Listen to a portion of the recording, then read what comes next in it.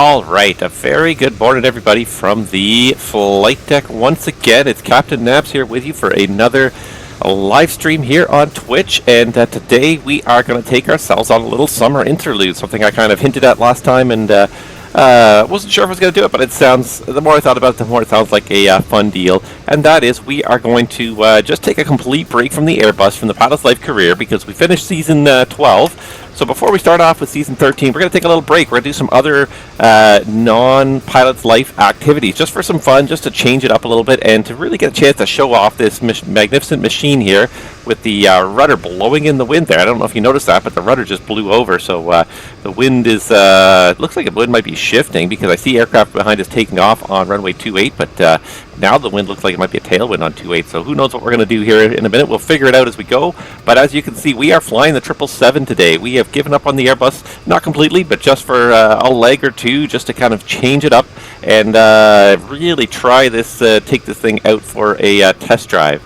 So we have got the Swiss Air 777, so that is a good hint to you there.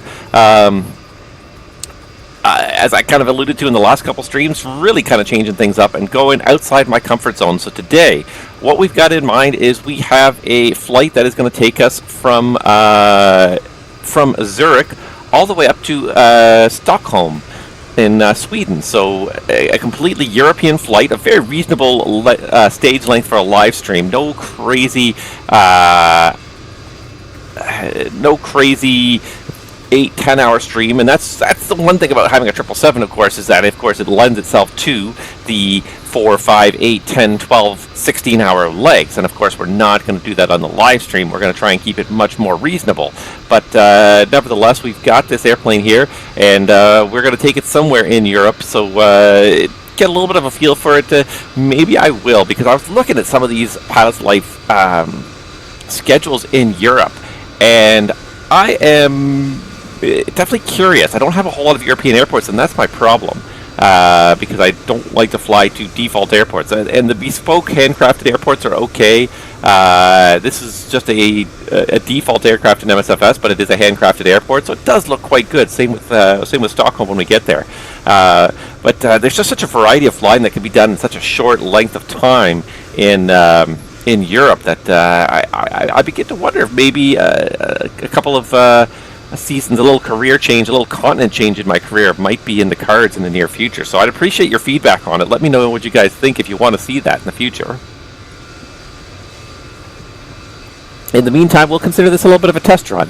I don't think we have any ATC around, so it's all Unicom, and it's quite busy here for a Unicom airport right now. But yeah, we're going to hop in the flight deck and we're going to try and get this thing set up. So let me know if the volume is okay too. I know there's a lot of background noise. I can hear the background noise on my headset, and I'm going to turn it down a little bit because I think it's not as loud as I think it is.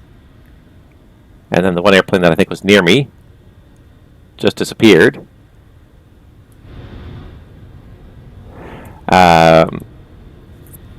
Yeah, the Ryanair must have just logged off there. But yeah, let's go ahead and hop in the flight deck. There we go, and get this whole thing fired up. So it's going to be a bit of a learning curve, a bit of fun, and I look forward to knowing what you guys think. So I'm going to go ahead and pop myself up there. Good morning, everybody. Hope everybody is well. And yeah, we are going to get this this big boy started. So I have flown a few times. So I'll start off with that caveat right off the bat. I have flown this a few times. It has not been. This is not the first time out in the 777, but it is definitely. I've only flown a handful of times in MSFS. I flew it for hours and hours in the P3D world. But yeah, this is. I'm still relearning this. It's been a long time since I flew it in P3D. Basically, when I gave up P3D, I gave up this airplane until it just got released. So let's just go ahead and get this thing initially set up here. So let's get the battery on. Let's get the external power on. Adderus, emergency lights, window heat. And we'll always have the logo light on even in the daytime. So that'll get everything booting up. Not much is going to happen yet because it takes about 4 minutes for all these things to really truly boot up here.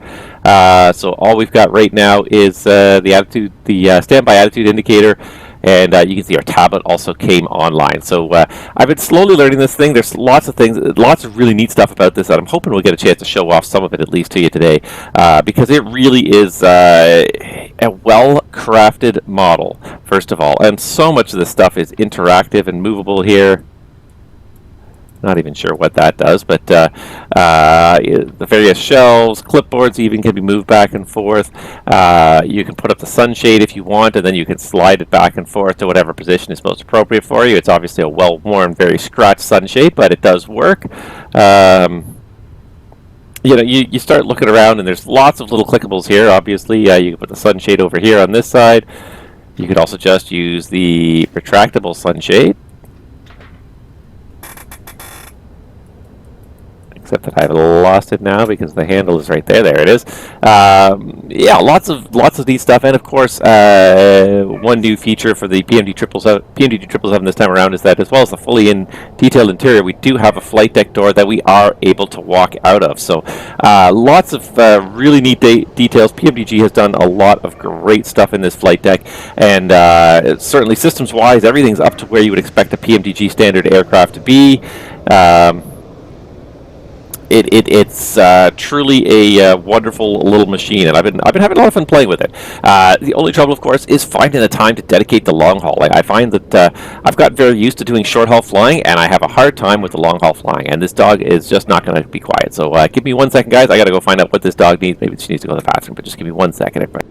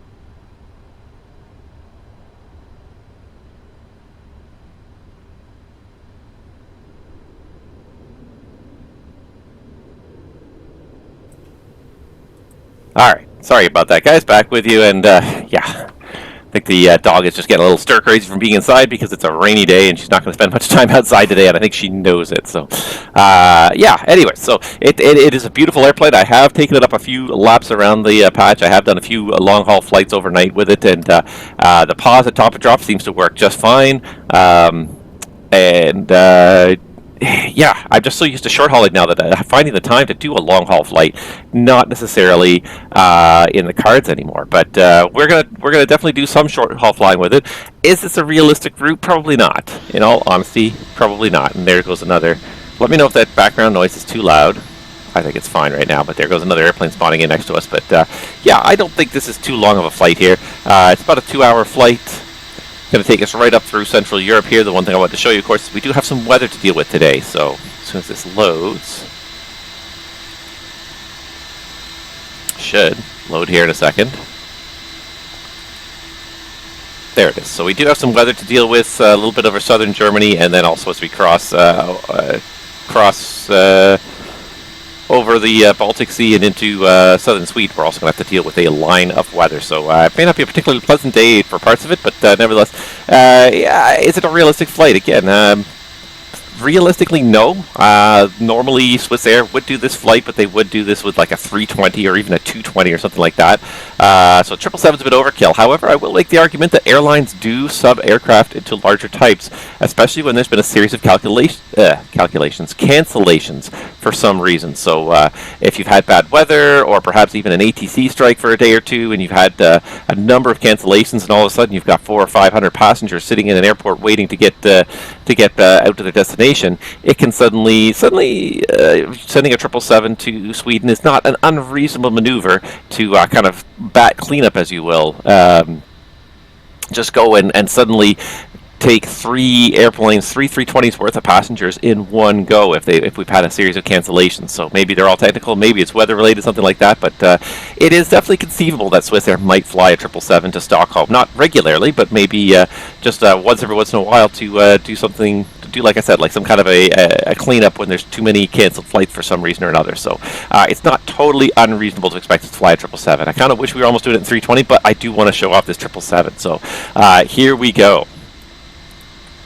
All right, so I'm going to try my best to remember everything here and try and do it in approximately the right order. Most of this is being done kind of from memory. I do have a flow chart that I have been using a little bit from an airline that has some startup flows and everything to get us going here. But the one thing I want to do, of course, first of all, is initialize our IRSs. So we just copy the GPS position down to do that. And let's see here. I also haven't learned what all the cameras are here. There we go. That's what I was looking for. It was camera 9. The one thing you really want to make sure you do in this airplane to really make everything work well is make sure you have loaded a SimBrief flight plan into the EFB, and that is then going to be able to be loaded through the ACARS system, and you can automatically load your flight plan. So now that we've got the position initialized, we can go to our route page, and what we can do is just simply do a route request. So now that we've loaded the SimBrief route, it's available as a possible ACARS uplink. So we can go ahead and select it, give it a couple seconds, and so now it simulates the fact that we are sending out an ACARS request for our flight plan. It's going to go out into the system. It's going to come back in about 30 seconds or less, and we'll have our route at least loaded up. And there it is. There's the perf uplink, descent forecast uplink ready, so we won't worry about the descent forecast yet. Wind data uplink ready. Nope, we don't need that. Perf init uplink and route 1 uplink ready. So all we got to do then is just load it. And it'll load into the system. Give it time. There's usually a lot of information to load. These computers are not as powerful as... These computers probably have the same power as your smartphone, so they're not like ultra computers or anything, so it takes time for all this information to get copied, especially because the data integrity is important. They want the data is checked and rechecked as it's being uploaded to make sure it's all correct, so that the correct data is being uploaded. So now we have our Route 1 going from Zurich, LSZH to Stockholm at ESSA.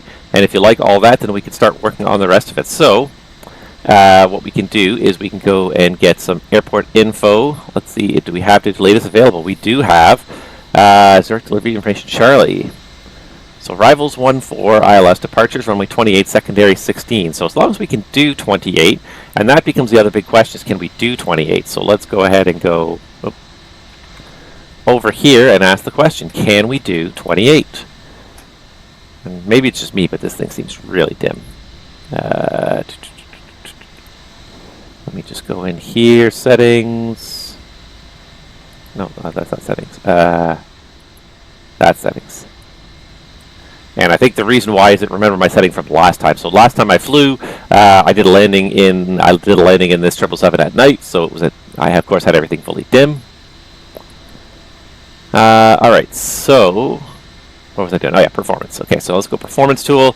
Let's see if we can depart 28, and we should probably be able to because we're not fully laden with lots of fuel or anything. It's a relatively short flight for 777. So let's import this. Let's import this from the OFP.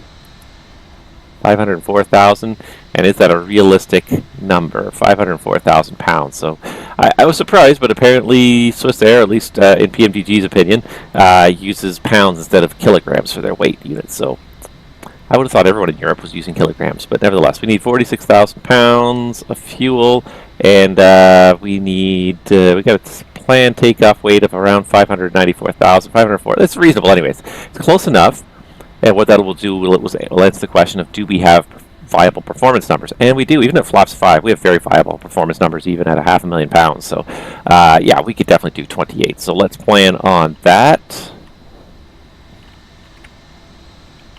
That's what I'm looking for. I am not at all familiar with the keys with the camera views for this aircraft. Okay, so before we activate this, then let's go ahead and put in our departure runway of 28 and go back to the flight plan here. The SID, we are looking for the Degas 1 Yankee if it's available. Degas 1 Yankee sounds good. And we can also put in our arrivals. So Stockholm, oops, that's not the right screen, that's the right screen. Stockholm expecting 08, Nylig to Sierra via Nylig. So let's just check that out. What did I say? 08.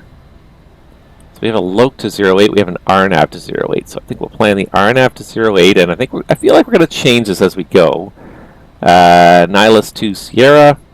I feel like we'll probably end up changing that once we take a look at it, but for now it's about 2 hours away. We'll deal with it as we're en route. So now we've activated and executed that flight plan, and I don't know if you saw in the upper corner there, but there is our departure route is all kind of programmed itself in. Beautiful. Perfinite page, as with before, we can we actually have a uplink of data here. So before I even do anything else, I can accept the data that was uplinked with our flight plan. And ZFW, I can go ahead and do this. And actually, what I should be doing, and I'm so not used to doing this, is request refueling. And also we can request boarding.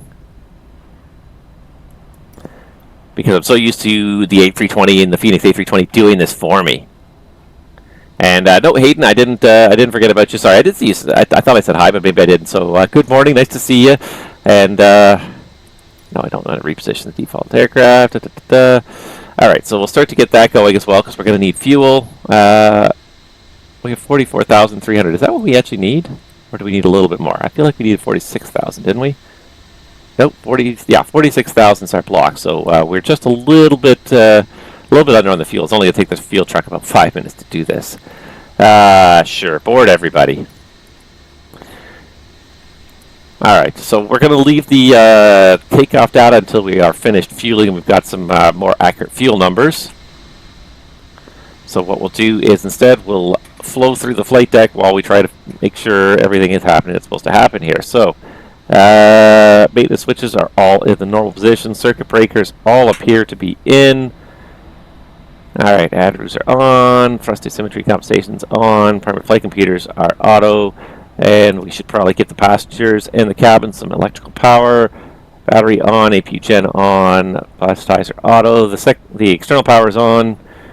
Generators are all selected currently to on, but they're all showing off because the engine is not running, along with drive disconnects. Wipers are off. Voice recorders and auto emergency lights are. Service interphones off. Passenger oxygen is off. Window heat is on. Ram air turbines off. Hydraulics. Everything is off. Everything is faulted right now. The left and right engine primary pumps are still showing on. Everything else is selected off, so nothing will come up automatically. Seat belts will wait till we get our fuel. And let's see here, over at CBs, dome lights, yeah, all the lights. Landing lights are off. That's the important thing. The rest of the interior lighting is kind of at our discretion. And it's daytime, so we really don't need any of it. Cargo fire, everything is armed. We can press the test button. You'll see these 3 lights light up. You'll hear the tone. You'll see the messages for fire test in progress, and you'll also see 2 red lights in the fuel control cutoffs and 2 red lights in the fire extinguisher discharge buttons. Alright, we also got the AP1 to light up, so all the buttons are currently out. Engine ETC mode's normal, starts normal, auto start is on. Fuel jettison is off. Fuel remain is in neutral, armed is off, and our fuel pumps are currently all off. Cross feeds are all closed. Anti-ice is all auto. Lights, we've got nav and logo. That's it. Everything else is off. We can test all the lights if we wanted to. Most of the lights are already on in the flight deck anyways. Compared to the 37, there's a lot less lights in this airplane. Alright, I think I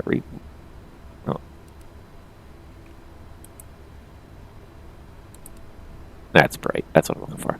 Alright, I want to be able to see it. Air conditioning. Equipment cooling is auto. Gaspers are on. Recirc fans are on. Auto. Packs are currently in auto. Trim air is on. I might just take the packs off. Bleed air is auto. Left right engine. All the bleeds are on. Pressurization is auto, both forward and aft. Landing altitude neutral. Right windshield wiper is off. The reason I take the packs off is because it was recommended. I read the recommendation that if you're using external air, if you're using ground air, you should not have the packs on. So because I'm not sure if we're having external air yet, what we can do is actually just check the air page here and just see how warm it is in the cabin. And it got warm. It got warm fast. So the question is, can we get external air? And I'm just curious, has GSX started boarding us yet? Looks like the fuel truck is here. So we can get ourselves up to, let's do this. So let's do menu. And I'm just trying to still get in the hang of this whole thing here. So what we're looking for block fuel is 46.1. So I'm going to put 46.2. And then we can release the fuel truck. I'll assume that's been done. And then they'll start boarding. So because they haven't even really started boarding yet, I think what we'll do, the best thing to do is ask for some external air. And we'll remember to disconnect that later. So ground connections, and let's do air conditioning unit request. And that should hopefully get some cooling air flowing into the aircraft here. We're set to 24. It's a warm day in Switzerland. It's 27, so yeah. All right. While that is happening, let's go ahead and just get ourselves all set up here. So, again, our ATIS. What did I do with my ATIS here? It was on the Navigraph here. So the local altimeter Q1019. So the local QNH is 1019. So let's just set that 1019 and set it twice here.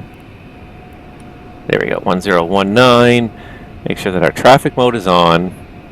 Our minimums are reset.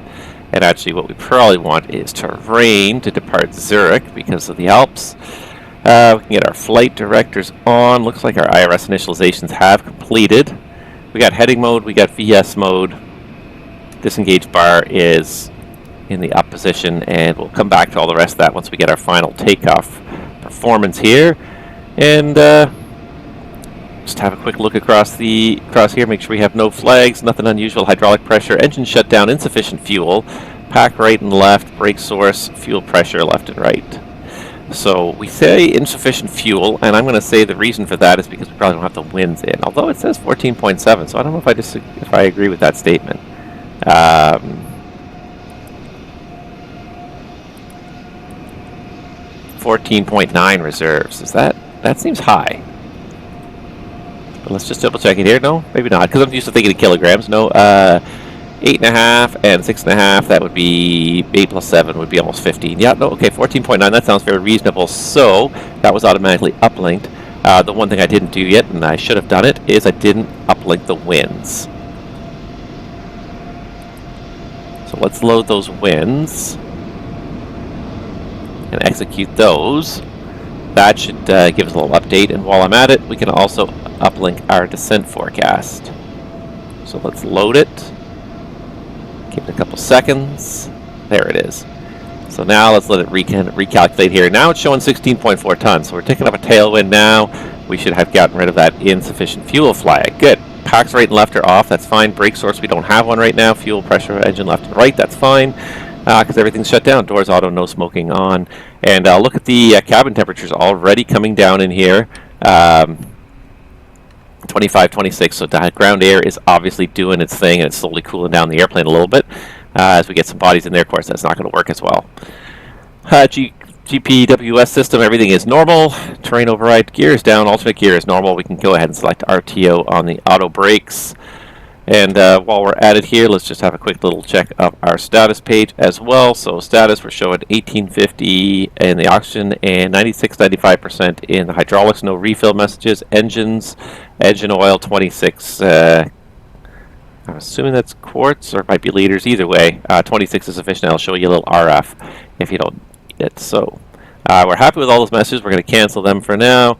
Our display control switch is normal. Brightnesses, we could turn them all up if we feel like they're being too dim. That's one feature that I noticed with the new triple that I kind of liked it. I don't remember if this was a feature before or not, but if you any of these twisty knobs, if you grab and kind of pull your mouse left and right, you can immediately and quickly make a large adjustment on the knob instead of scroll wheeling it down or clicking it down. You can really quickly go from like full to max to minimum. All right, so parking brake is set. There it is, parking brake set. Pitch trim is normal, spoilers are stowed, thrust reversers are stowed, the thrust levers are normal, flaps are up. Stab is normal. Fuel controls are cut off. And alternate flaps are not armed and they're currently off. We're going to have to get a Unicom frequency up here, I guess. And I'm going to have to actually double check that my VPilot settings in a minute here. I will go ahead and put COM 1 on. And we'll put the cabin intercom system on the third MCDU, or CDU, I guess. It's a Boeing product. Got to think like a Boeing now. EVAC's all stowed. Rudder trim is neutral. Aileron trim is neutral. All right, and I think we've got everything done. How's that boarding going, guys?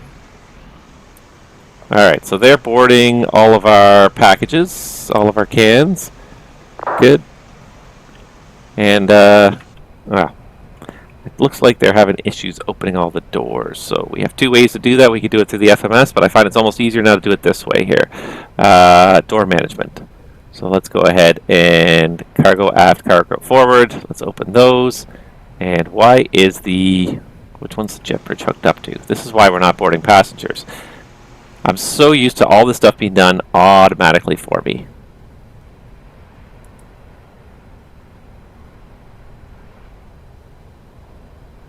That's why nothing was happening all this time. No boarding, no nothing, because I'm so used to the Phoenix doing all this stuff now.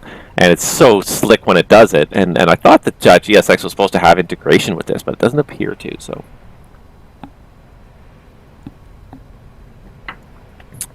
Alright, so now we should have a bunch of open doors. We do have a doors message there, that's fine. Now, yeah, now you can see the cans are starting to roll in.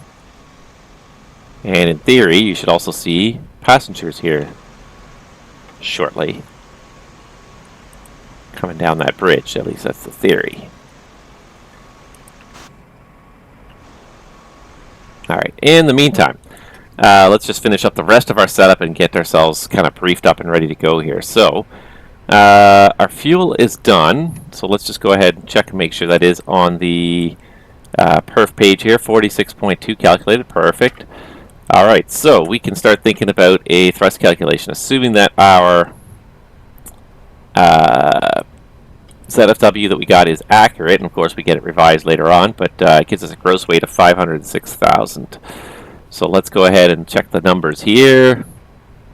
This is for 504,000, which kind of makes sense. 2,000 pounds of taxi fuel. I'm just going to go with the even 506. And that'll count for any kind of further increase. Rating optimum, anti-ice off. CG as it is, and air conditioning config auto. Import the weather, make sure it's still good, and calculate. So for runway 28, acceleration height of 1,500 feet, we can do a flaps 5 departure. It's takeoff 2 with a selected temperature of 40 degrees. So we can do apparently a takeoff 2 with a 40 degree select temperature. That should give us 91.1, and 90.7 is what it's giving us. So it's actually giving us more power than what's being predicted in the performance calculator. We said flaps 5. We can just cut and paste the CFG as with before, and the speeds it should give us 150, 153, 159. So 150, 153, 159. We should have a thrust, should have an acceleration height of 1,500 feet. So there we go. Alright, so that's all in the box. Let's go ahead and pull out some charts and brief while the passengers board. I'm surprised we still don't see any passengers here. I'm going to say that once the cans are loaded, I'll consider it as basically the passengers are here and boarded as well. Pardon me while I hesitate on all this, because the 777 is not my bag right now. It's definitely a little bit foreign to me. I'm enjoying it. There's a lot of things that are very nice about it, but it's foreign to me at this point. So awkward's not the right word, but I definitely feel less than fully comfortable with it.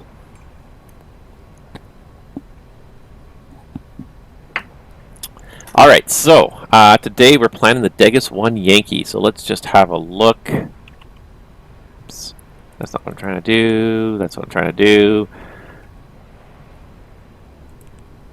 Now, one nice thing that I do have again, and for those of you that have seen my 777, or my 737 flying, is I do have the AviaWorks, I had to spend the money on the AviaWorks EFB or AviaWorks CDU for my tablet, which actually is going to work well for this because now I can press the next page and look through this whole thing as we're going here. So this is the Degas 1 Yankee RNP departure off runway 28, max speed 250 knots below 10,000, below flight level 100, I should say. Transition altitude is 7,000, RMP 1 certification required, RF required.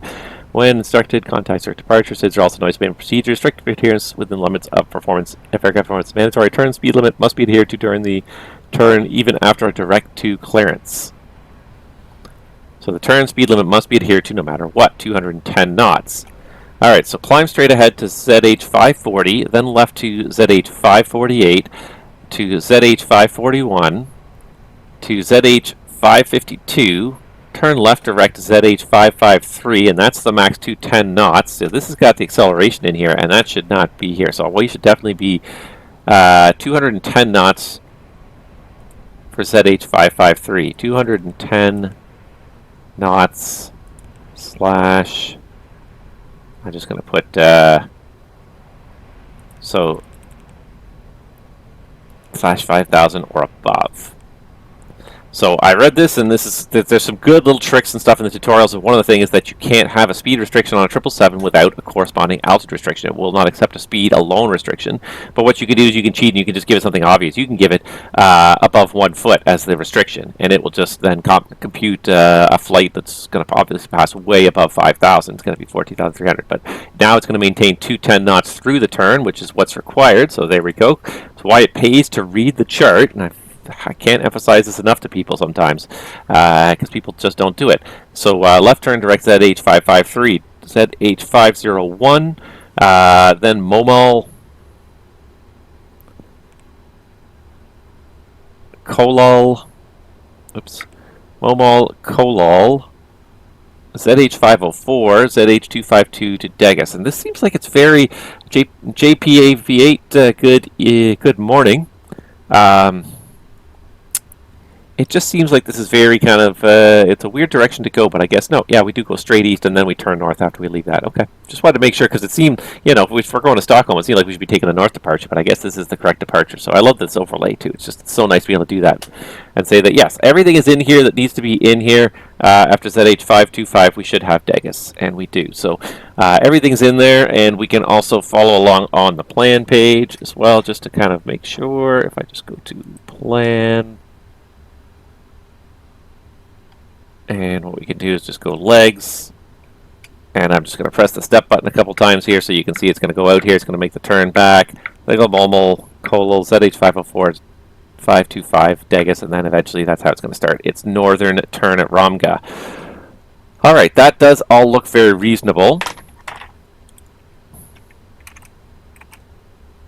We don't have any ATC. We didn't get a top altitude, so I'm going to put 7,000 as our top altitude. Oh no, here it is. Sorry, I missed it completely. Initial climb clearance 5,000. Okay, perfect. So we do have a climb clearance. All right, so 5,000 it is. 5,000, and we'll just set up our MCP right now. So just quickly go here. Let's make this a little brighter. I can't see anything in this flight deck. It's also dim. 159. V2 is 159, so we're going to set up 159 on here. LNAV, VNAV. I'm going to go ahead and put the runway heading up here in case we have an engine failure or something untowards happens. 280's on there. And I think that's everything. So we got LNAV, we got VNAV. It should all capture right after departure. Is this thing done boarding yet? I don't even know what it's... Boarding passengers now. It does say boarding passengers. I don't see anybody walking down the jet bridge, though. Anyways. I did an upgrade to... or an update to GSX. I'm in the nasty plane with the yoke. I know. It's a little bit unnerving, but we're gonna make do somehow. All right, so yeah, so the takeoff performance I've got here, and I've got it on my tablet, but you guys can't see that, so here it is. Anyways, is let's see here. It's going to be a takeoff to departure, flex of 40 degrees, and we've got flaps 5, V1 150, VR 153, V2 159. And transition altitude here is 7,000 feet. So yeah, we don't have any ATC still, I don't think. Let me just double check. vPilot is still just showing one controller nearby, but not dealing with us. So I think we got everything dealt with. In the event of an engine failure, we'll just simply go straight ahead. And yeah, noise abatement. This is apparently one of the world's most noise-sensitive airports, and it was emphasized in some route briefing notes that I saw that there's something like 7 different noise monitoring stations around the airport. It is an extremely noise-sensitive airport. That's why the route is so kind of complicated. It's got this little right turn, left turn, right turn, left turn kind of deke. They're trying to keep everybody away from the residential neighborhoods as much as possible. So, yeah, strict adherence to noise abatement and departure procedures is required, was what I read. All right. But I think we got everything. We're getting our passengers boarded right now.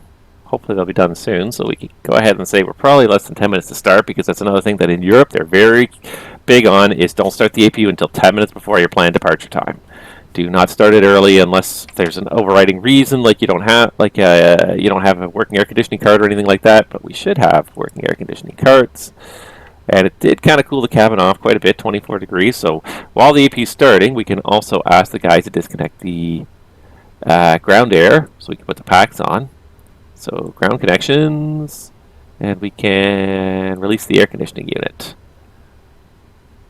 And with that, we can then, once we're confirmed that he's removed the air conditioning unit, we can put the packs back on. And once the APU comes up, it will automatically switch on the APU bleed here. So there it is, 44, 45%. It's coming up slowly.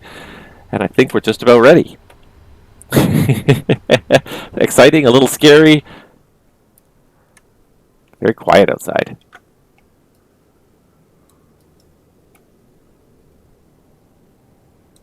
Why is it so quiet outside? You would think that I could hear the sound of my own APU, but I cannot. Alright. I can hear a little bit of noise there now. Looks like they're all done with those, so we can probably close those doors. The fact that this stuff does not close automatically for me is going to be a little bit weird. It takes some getting used to again. So we can close the cargo doors. Closing, closing. And GSX says we're still boarding passengers. And I almost want to go back to having some messages. Let's see here.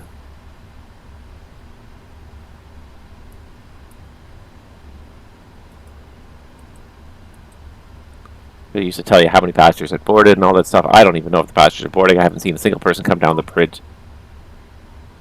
Oh, waiting for your action to open L2. That's why nothing started. Pilot's boarding starting.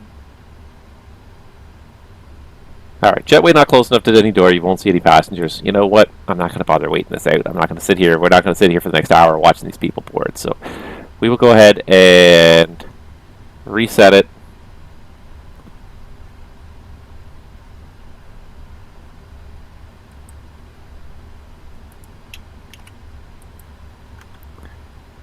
Give GSX a second to reset here. And alright, so what we're going to do before we do anything else, we're going to make sure we're running on the APU generator. We're going to close all the doors. Okay, it's closing. We're going to remove the jetway.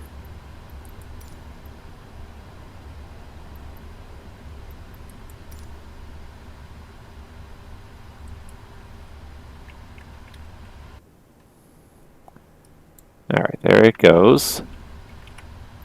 And we can prepare for pushback and departure. Same as before, we got to remove all of our chocks.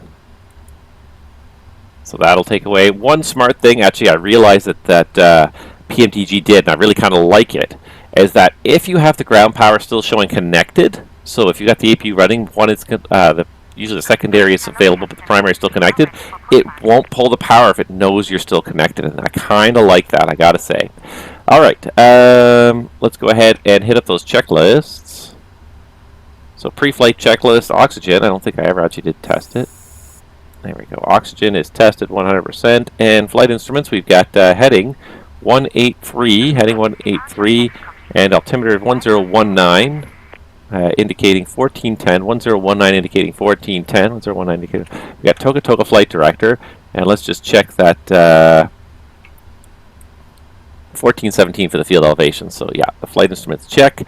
Parking brake is set. Fuel control switches are cut off. Pre-flight checklist is complete. And let's go ahead and do a before start checklist. So flight deck door. If I can find the click spot for it here. There we go. Flight deck door is closed and locked. Passenger signs. Fueling's done. So we can go ahead with passenger signs on. And actually, it's a whole flow that goes with this. I should probably actually do the flow. So first of all, hydraulic pumps on, right to left, and then left to right. Fuel pumps on. Beacon on. And let's just check it. We shouldn't have anything in the center tank, but let's just double check. We can go tail right. So we don't have any fuel in the center tank, so we can leave those pumps off. Alright, back to checklist.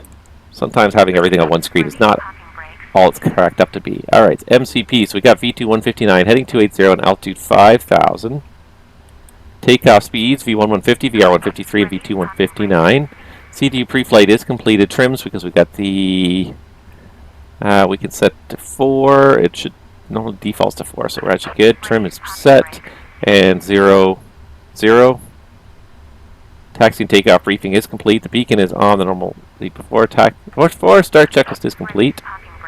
Let's just look behind us before we actually start pushing, just to make sure we're not going to obstruct anybody. Now it seems really quiet outside. Release parking brakes. Alright, let me know if that's too noisy. I kind of turned it up a little bit because outside it was a little bit too noisy before it all. But there we go. Parking brakes off. Ready for pushback and delaying and start televised.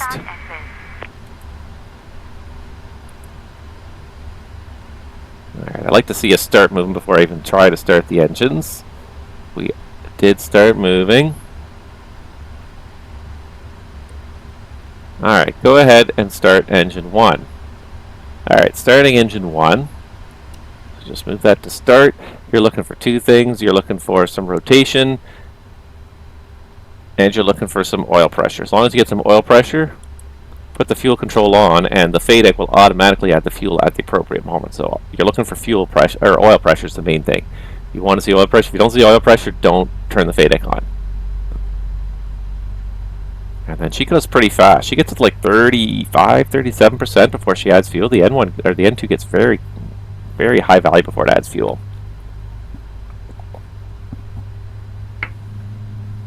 There it is, 38%. You can hear it now. You can see it. I'm not sure if you guys can hear it. Let me know, but I think the balance is okay. I think it's actually a little quiet.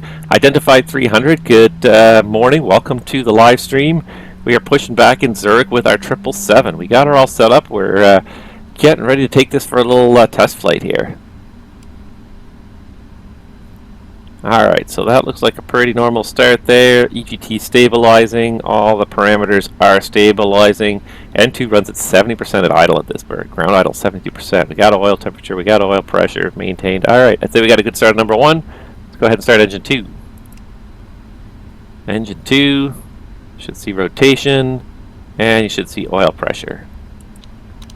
Move the cutoff to run. And then just watch it.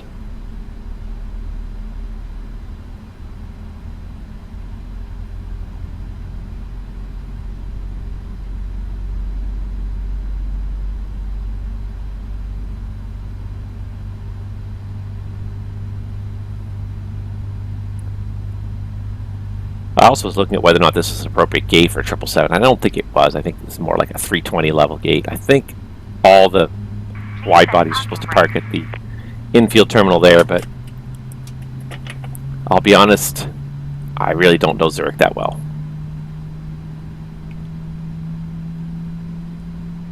Alright, so parking brake is set. You can go ahead and confirm when the pins are removed. Alright, I heard the click there. The switch went back to normal. And we got stable values. The EGT is decreasing. Everything else appears to be fairly stable at this point. Alright. So that's good. We're just going to wait for the pushback process to complete.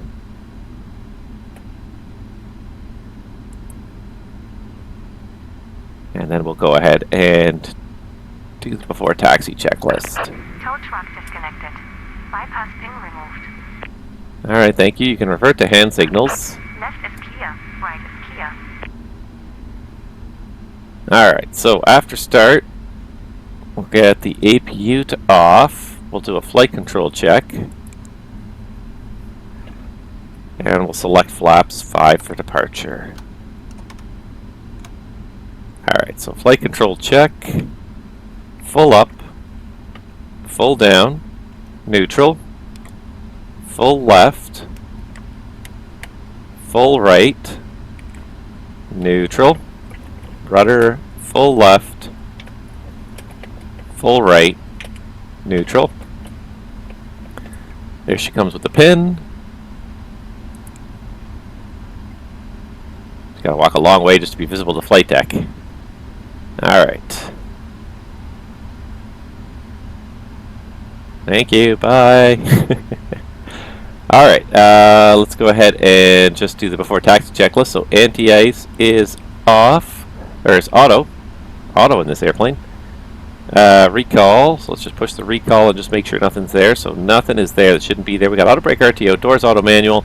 Passenger signs on. Parking brake set. And APU cool down. Those are all acceptable messages. So recall is checked, auto brake is RTO, flight controls have been checked, and ground equipment is clear. The before taxi checklist is complete. Where did you get the overlay from? Good question. The overlay is, what is it called? Fly Live. It's just a simple little piece of software. It uses FSU IPC to load data from the sim. And yeah, it's a very simple little piece of software. You put in your own call sign, your own the origin destination, then it calculates the distance based on its own internal database. Alright, clear left, clear right. Let's go ahead and get the taxi light on.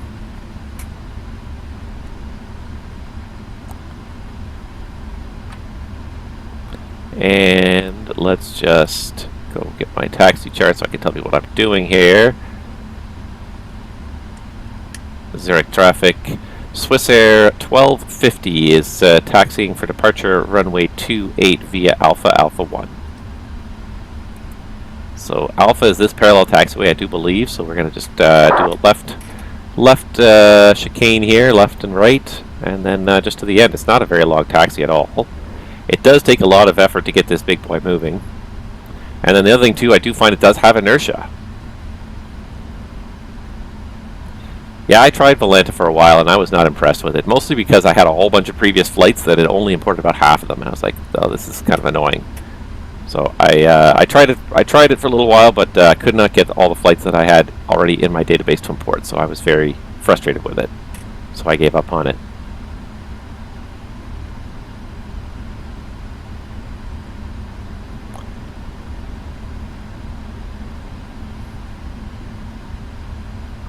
Alright, this is just me taxiing. I gave it a little bit of gas to get us going, but now I do find that once it starts moving, it does have a lot of inertia. Yeah, you can manually do it, but that's a pain. I have like 1,000 flights. I'm not manually importing it. If their software does not properly support importing from other sources, then it's a non-starter for me at this point. I have too many flights logged that I'm not going to be going with software that doesn't work. And then you've got to remember when you're taxiing this thing that the nose wheel is like 20 feet behind that flight deck door. If you go outside and look at it, it's underneath the main cabin door. So the nose wheel is so far behind you, it's ridiculous. So now you start the turn to follow that line. I'm probably pretty close to on that line. Yeah, it was a little bit late actually to start the turn, but you got to get very used to the idea of just like the flight deck is nowhere near the actual wheel. Takes some getting used to. The other thing I did find that worked out quite well though, and I did a little bit of experimentation with it, but if you want to peg the airplane right to the center line, once you're on the center line, the way to keep it on the center line is you want to keep the center line right between the altimeter and the attitude indicator. So we're just about on it now, so I'm just going to kind of ease us over there. I think we're still a little tiny bit to the right of it, but if you just kind of keep it so that the center line goes right there, just to the right, down the right side of the attitude indicator, I find that seems to put the wheel right up underneath that puts the nose wheel right on the line. Alright, we can go a little faster. We really don't have to be this slow here. Now that we're on a straightaway, And we shouldn't have anybody really right behind us. Let's just do a quick before takeoff checklist, flaps 5, and before takeoff checklist is complete. And actually, the one thing I forgot to do here was I forgot to double check my settings here, and put my... There we go.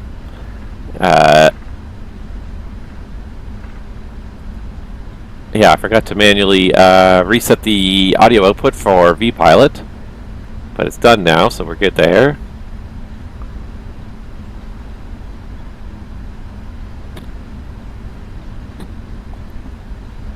The one thing that's also missing from my pilot's life type deal here is, of course, I have no first officer, whether animated or even just voice only. I have no first officer, so doing everything myself, I'm fine with that, but it is a little bit unusual.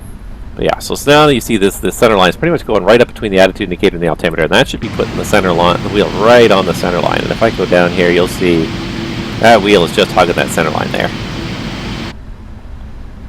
So that's the good little reference point.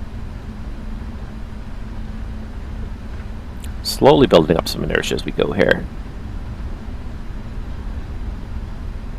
Don't know if we'll get any ATC. It's kind of mid-afternoon in Europe, so it might be a little bit early for ATC, but we'll keep our fingers crossed. Maybe by the time we get to Sweden, we'll get something here.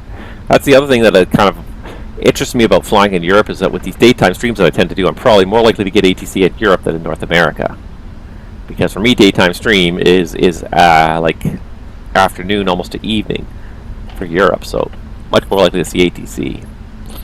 Alright. Zurich traffic, Swiss Air 1250, taking position runway 28 for departure.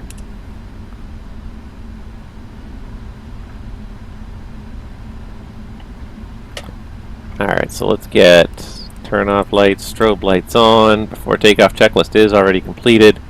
Appears to be clear on the right. Appears to be clear on the left, and I can even see down runway 16, and I can see there's nobody on approach right now. It's really quiet though, nobody's using Unicom. Am I on the right frequency? Am I all set up here? Do I feel like I'm... Yeah, it says I'm...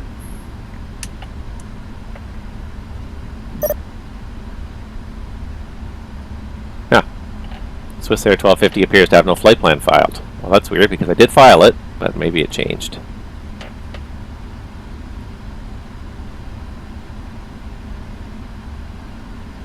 Alright, well, we're on the runway now, so we're not going to futz with it now, but as soon as we get airborne, we'll futz with it and see if we can figure it out.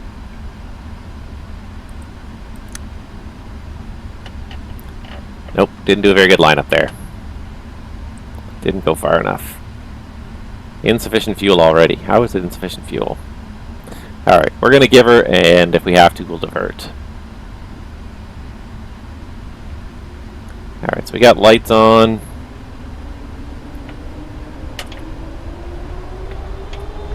There's 50, and there's Toga. Thrust reference. Airspeed's live.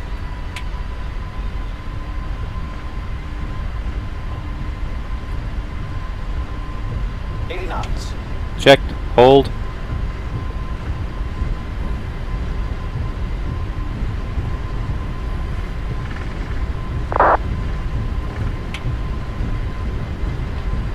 V1. Rotate. V2.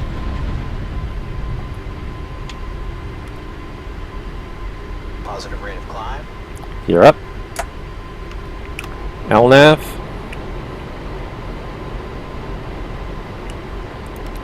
We'll put the autopilot on, let the autopilot fly this complex departure here for noise abatement purposes. Thrust reference, LNAV, VNAV speed.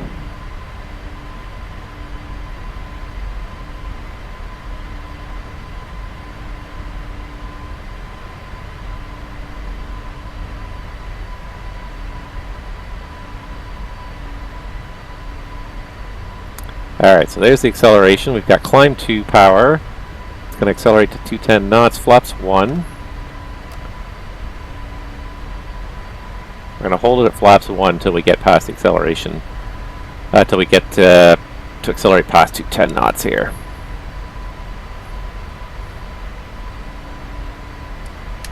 Zurich traffic, Swiss Air 1250, airborne off of runway 28. And why did it not file my flight plan? I had a filed flight plan. I swear I hit file on it. Maybe I didn't connect to the network soon enough. Because I swear I hit file. Swissair 1250. Well, flight plan filed now. Alright, so there's the 5,000 feet. That happened pretty quickly, of course, being a 777. And we'll go VNAV speed. We'll do, might as well just do right up to our cruise altitude since there's nobody around. 37. And so now we're going to climb above our transition. We can go ahead and set standard. Oops, not that one. 926 is pushing back from gate 849 into interface east. Alright, so here comes the 210 knot turn back to the east. And once that's done, we can accelerate, so then we'll get the flaps up all the way. And I didn't have a chance to look. Let me know. I did hear a radio call there, so just want to make sure you guys heard that as well. But we do have, wow, what a beautiful view out the window, though. That's for sure. We go out far enough. We got mountains up to 10,600, so we got to make sure we do complete this turn back eastbound.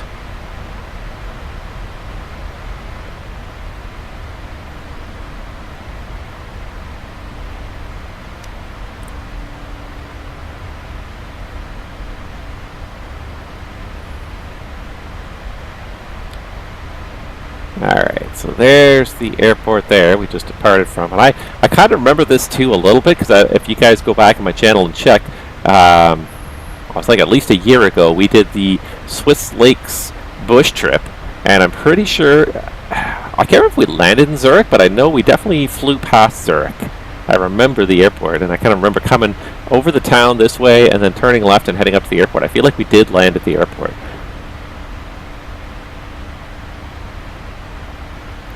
Alright, so 14.3 is what it says for the arrival in Stockholm. We'll have to recheck this as we get underway here. I swear I put extra fuel on this flight too. I swear I put like 20 minutes or 30 minutes of extra fuel on this flight. No, I put 30 pounds again. Oh my god. I hate that. I hate that. I mean to put 30 minutes and it defaults to the weight. Pushing back, then travel 37.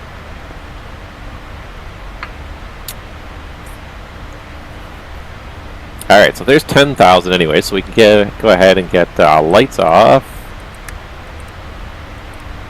Lights off, seatbelts off. And let's see here, so just waiting to get to this point here. Once we get this point, it'll accelerate even further.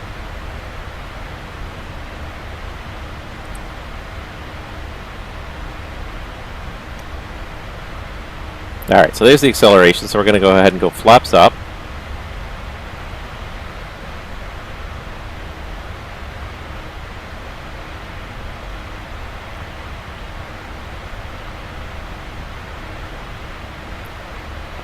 Alright, so there's flaps up, so after takeoff checklist, landing gear up, flaps up, that's now completed. Next is the descent checklist. We'll just check the air to make sure that the cabin is pressurized. We've got a differential of 4.2. The cabin altitude is at only 2,600 feet. We're at 12.5, and it is climbing, so that all looks like it's being well managed. While we're at it, the cabin is maintaining a nice 24 degrees. I feel like that's almost too warm. The passengers usually like it a little cooler rather than warmer. 21 might be a little extreme. Let's go 22. Now we're going to request 21 to 22 degrees from everybody. And a quick fuel check as well. So 20 tons. Alright, so because we didn't load very much extra fuel, we're already burning into our reserves. So we'll have to get... I'll have to see what we can do to save fuel. The one thing we can do to maybe save some fuel is, of course, we can decrease the cost index. So the cost index automatically loaded, and it was at 77. So if we take it back to like 50, or even, maybe even because we don't have a whole lot of extra fuel, 25, and see if that will help us out here. Still insufficient fuel. If anything, that decreased the amount of fuel we had. Let's go back to 77 again. 13.9. Actually, what we could do is, what we should do here is put this over here, and then we can see it as we go here. So, init. Oh, we're gonna change the cost index here. No, you gotta go to init, index, perf.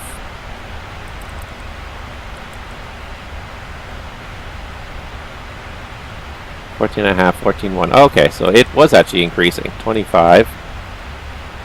Just gotta give it time to recalculate here. So 25, 13.9, 14 tons.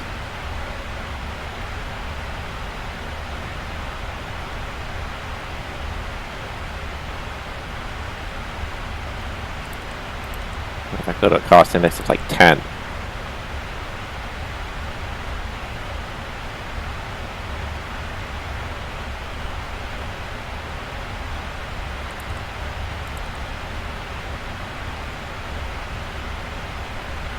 Well, she's going to flash us this insufficient fuel message the whole time, isn't she? SimBrief. Why it keeps on defaulting to do it by weight, I don't know. And it's something I might try and fix right now because it's very frustrating because it comes up every so often. I got one like a pop-up texting van November Foxtrot in and Alpha. Let's see here. Traffic. I'm going to do edit flight just so I can see this here. Fuel entries, custom fuel policies. And it's in pounds, 30 pounds. How do I make it minutes as a default? Because that should be a default.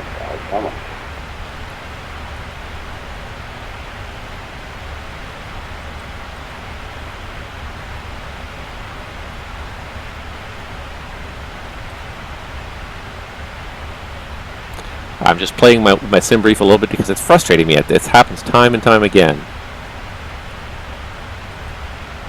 Where it defaults to the weight, and I don't want to default to weight. I want it to be in minutes. Minutes should be the default. There's got to be a way to change this.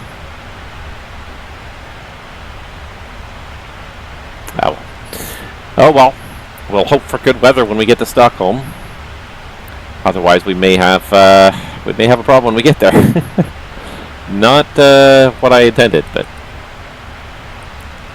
and 30 pounds of or 30 pounds or 30 kilos of fuel do not go very far in a 777. That's for sure. Well, here's the other thing we could do as well. Is let's look at our flight plan and how much fuel are we burning for our alternate. So our alternate is over in. I wonder if there's a closer alternate we could use. So that's the other possibility too, is you can try and find a closer alternate and that decreases your fuel requirement. Trouble is flying a 777. There's not necessarily that many airports that are equipped to handle a 777.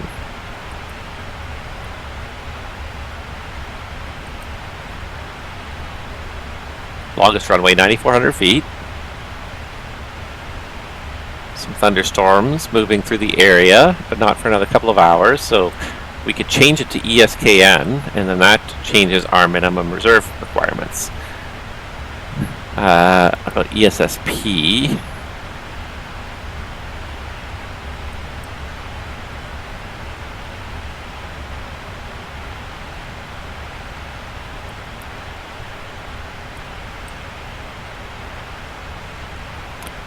I changed my destination. I didn't mean to do that. I meant to change the alternate. ESKN. And you can do this when you get going. Your dispatcher can help you out with this, and then sometimes it can result in better fuel burn. 7,200 feet, 2 ILS approaches. 7,000 feet, 2 ILS approaches. ESKN. It's got kind of a little bit worse weather in the forecast, but it's got a longer runway. So what happens if we generate that one now? See what that takes our reserve fuel down to, and then maybe we can get rid of that insufficient fuel message. It's embarrassing to say the least, but so ESKN. So now our reserve fuel, final reserve 6,500, 8,000. That adds up to 14 and a half. Not that much gas, did it?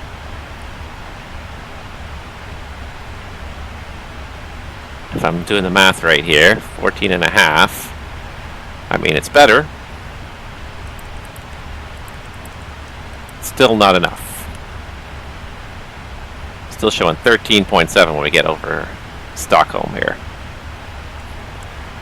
And the other thing we can do is we can also, like I said, try and run with a lower cost index. So if I go for a cost index of 0, so this dropped our required fuel to 45 tons. The other thing we can do is drop our cost index all the way to 0, and that should, in theory, save us some gas. Because cost index 0 will be the lowest possible cost the flight could have. And cost is generally measured, mostly, it is measured a little bit in terms of time, but the biggest cost in most flights is the fuel itself. Even cost index 0 didn't drop the block fuel by that much, though. That's the crazy thing. It really did make a big difference.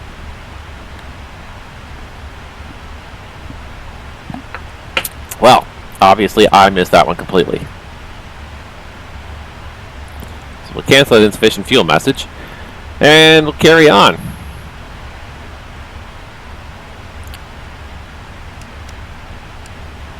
Spending too much time obsessing over these things here. Alright, so there's airports. So we have turned northbound now. We are climbing through 32 for 37. Things are looking pretty good here. What else can we do here? So the other thing, of course, we could do is check and make sure that we do have failures triggered.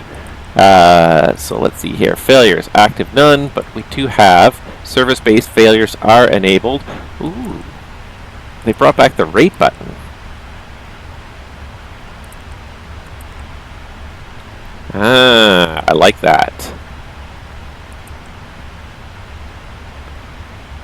Service-based failures at 4 times the normal rate, which means that maintenance has to be done every 62 hours of flying, which is still every several flights. But I do like that. I don't think the 37 had that, but I always liked that feature. It existed in the P3D era, and I like that. Like, you accelerate the wear on the airplane, because you're not going to do 250 hours of flying, and then maybe you might have some maintenance action. Probably not going to have any failures. You want to see the failures probably a little bit more than in real life, because it gives you something to do, something to deal with, something to manage. The other thing we can do, of course, is we can always put on random failures. Of course, the way PMDG triggers random failures is not like the Phoenix, where you can just sort of randomly trigger a failure, but rather it just increases the probability of anything randomly failing. So let's go ahead and do this. Let's go ahead and put 5 events per 10 hours. So something is probably going to fail on this flight if it's a 2-hour flight, give or take, but it's not a given. It's a statistical probability that's going to happen. So again, I kind of like that. We still have this insufficient fuel message popping up. We're gonna carry on. We're gonna check the weather once we level off here and see what the odds are of landing properly in Stockholm. So first, we're just gonna finish our climb here, because we're just coming up to 36 for 37. The other thing we can also look at too is there are fuel impact statements on our flight plan usually here. Speed change, cost index 0 adds 14 pounds, cost index 500 adds 1600 pounds burn. The only thing I can do to subtract going up or down adds my fuel burn. Like, everything is like, nothing I can do seems to decrease the fuel burn. Pretty much safe shutting down an engine, I think. 36.4 for 37. Nothing's going to increase my fuel or decrease my fuel burn today, even reducing the cost index. I guess because of the combination of the winds, it's decreased the fuel burn very slightly, but then other costs got to factor into it as well, so it ends up finding a cost index that's about the same. Alright, any second now. There it is. Speed, VNAV path.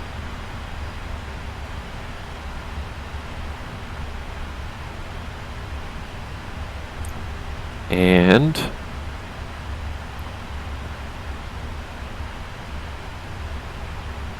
just leveling out. We're doing Mach 8 too still.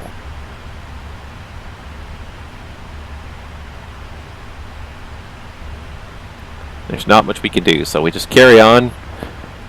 And let's just check the weather at our destination. So, what are the odds that we have ATC online at our destination? Probably not great, but I mean, it is that time of day in Europe. It could be ATC. So I'm just pulling up my vPilot. Oh, we do have, there is Stockholm weather. So that gives me a chance to show you guys something really neat that I did want to do, and that is to use the communication channel here a little bit. So let's go ahead to COM. Let's go ATC. Let's not go ATC. Let's go flight information. And let's go ATIS request. So destination, Stockholm. Courtesy of VATSIM. And also really neat, let's put it on auto update.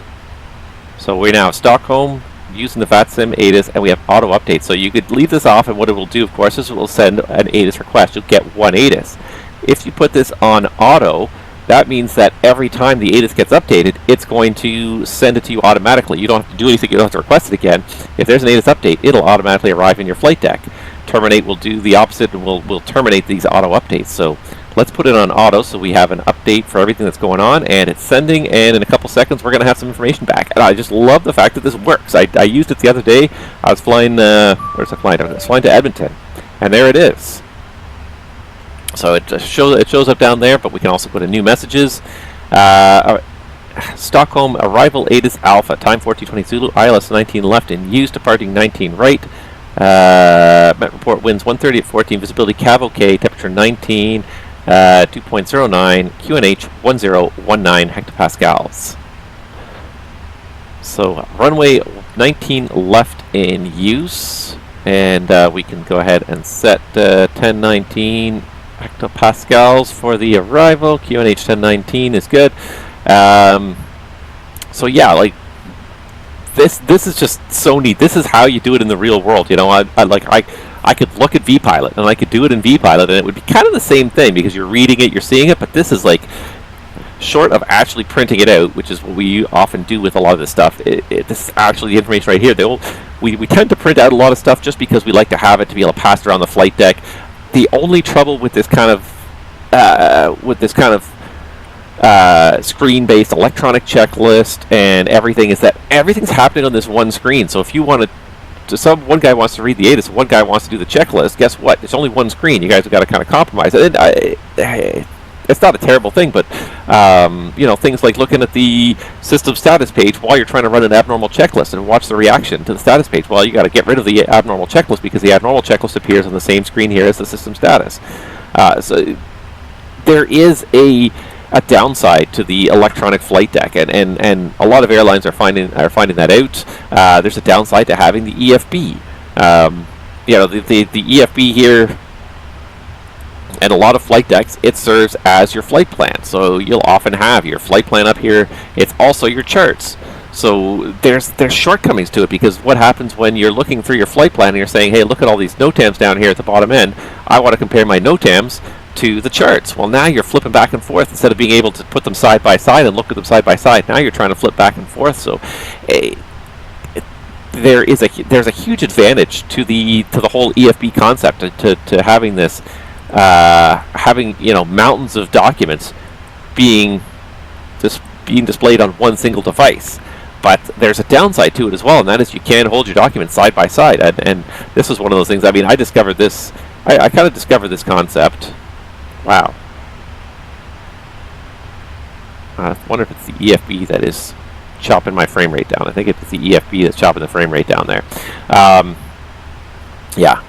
But yeah, I'd like when I learned my first transport category airplane, they still had paper manuals, and as heavy and bulky as they were, there's a beautiful thing about having paper manuals, especially when you're studying, because you put them side by side, and you've got your company operations manual and your aircraft operations manual, and you look at the two and you see how they go together, or the aircraft. You know, the aircraft operating manual and the standard operating procedures, and how do the two jive together, and you can put them side by side, and you can read back and forth from two pages at the same time. When you start to put everything for a company on a device like this, all of a sudden you now have it's a lot worse to study from. Like I can only study this thing for so long. I find after an hour or two of trying to read off this thing, my eyes start to just want to pop out of my skull. But then you also lose that ability to compare multiple documents easily. You got to do all this tapping and flipping back and forth. You can't just go back and forth from one sentence to the other. There's a whole bunch of taps in the middle, and you lose your train of thought. So certainly as a reference tool, the EFB is one of the greatest inventions of the last 25 years in aviation. Getting rid of these pounds of paper manuals. The other big advantage of them is, of course, they are searchable. So if you need to find specific bits of information, you can very quickly tap into and search for those pieces of information that you're looking for. But the flip side of it is trying to compare multiple bits of information at the same time. Having it all on one device now makes it very difficult to do those comparisons. You talk about an airport where there's a major construction project happening. The one that comes to mind all the time was Dallas-Fort Worth, because of the repaving of the runways the last few years. And there is about 4 pages worth of NOTAMs indicating which taxiways are closed at the airport. But the trouble is that this list of taxiways that are closed is on the same device as your airport charts. So you're flipping back and forth. Okay, what's these taxiways? Okay, these 2 taxiways are closed. You got to flip it back. You got to mark those 2 taxiways closed to figure out where they are, and you're constantly flipping back and forth trying to. It's very awkward to try and do certain tasks on an EFB. There's some things that it's wonderful for, and the fact that we're not carrying around all these paper manuals, pounds upon pounds of paper manuals with us, is fantastic. And don't get me wrong, I don't want to go back to that, but everyone who acts like the tablet is the single greatest invention in history and nothing can be bad about it. It's not a great multitasking device. That's probably one of its biggest downfalls. It's great as a single-use device. This is what I'm doing with it right now, but it's a multitasking device. It's these tablets are absolutely horrendous. Trying to switch back and forth between screens, therein lies one of their inherent weaknesses. And in aviation, you're dealing with reams of information and trying to sometimes put different bits of information together. Like I said, like NOTAMs and taxiway charts together, and having it all on one device is not great. So therein lies some of the disadvantage sometimes of having everything on one screen. And the same thing here in the 777, having your checklists and your status displays and your ACARS messages all on the same screen. That can be problematic. There is a problem with that. On the other hand, though, the integration here, and that's one of the reasons why, we do like to print a lot of stuff in the flight deck. Like they said, with the advent of EFBs, we're going to have paperless flight decks. You'll never have another piece of paper in the flight deck again, except for the fact we've got this printer. I don't even know where the printer is in the 777, but we've got this printer that churns out non-stop paper, it's amazing sometimes how much paper you'll end up using on a flight, between ATISs, between performance data, and all sorts of other updates, company updates, gate assignments. You want to keep that handy for when you get to the airport. Various ATISs, takeoff performance data, IFR clearances, all this stuff. You kind of want to keep it handy so that you've got a reference later. Because the other thing that can happen from time to time, and it does happen, is that the ACARS system wipes itself out. The memory in the ACARS system will wipe itself out. It'll drop its initialization every once in a while, and you'll lose the data that's in the ACARS system. So you don't want to rely on that 100%. And it's just so much easier sometimes to just pick something up than to kind of page through and try and find your ACARS data. Sometimes it's just easier to just have that piece of paper. Like, we will literally have specific spots in the flight deck for certain things. You'll have the ATIS will be right here in front of the throttle quadrant. You'll have the clearance. You'll probably have the clearance propped up right here. You'll have your load data down here, wherever there's a blank panel, but you'll have it in a certain spot, so you can go reach for it and grab it in a fraction of the time it takes you to get through these multiple screens. So, the paperless flight deck does not exist. Paper is there's something very useful and tangible about having that printed copy of everything. Alright, anywho, let's see here. It's not very far to Stockholm, and we will get some ATC coverage as we get up there. So let's just start dealing with this arrival here already. So let's familiarize ourselves with Stockholm a little bit here. So let's hit up our EFB, assuming I don't make the sim crash. And I think it's that moving map display that was doing it. So as long as we're not got the moving map display, we're fine. So let's see here. Let's do approach to 19 left. ILS to 19 left. That's the one we're looking for. So we'll pin that. And then the other thing we need to also look for is our arrival. So, yeah, anyways. Nylug to Papa. So let's go and find the Nylug arrival. So star, Nylug.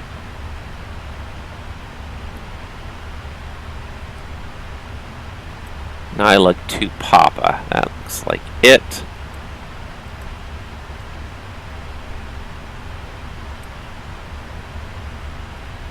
So we'll pin that. Nylug to Papa.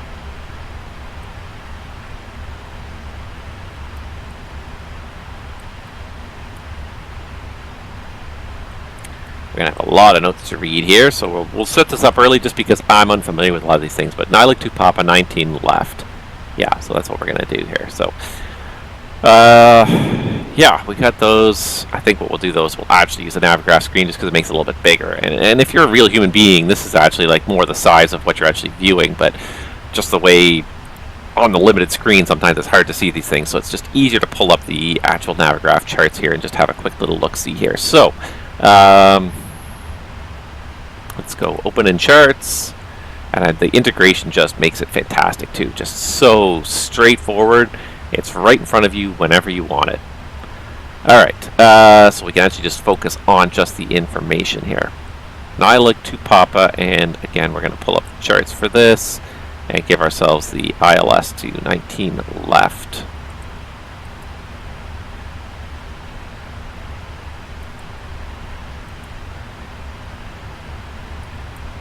Alright, so let's just review the chart here. RNAV1, if enable RNAV1, inform ATC by informing enable RNAV star is to runway 1 left, 1 right, 19 left, 19 right, identical. Runway to be used will be assigned by ATC. From the IAF, aircraft will be radar back to the final approach. Failure of one DME will not affect navigation based on DME.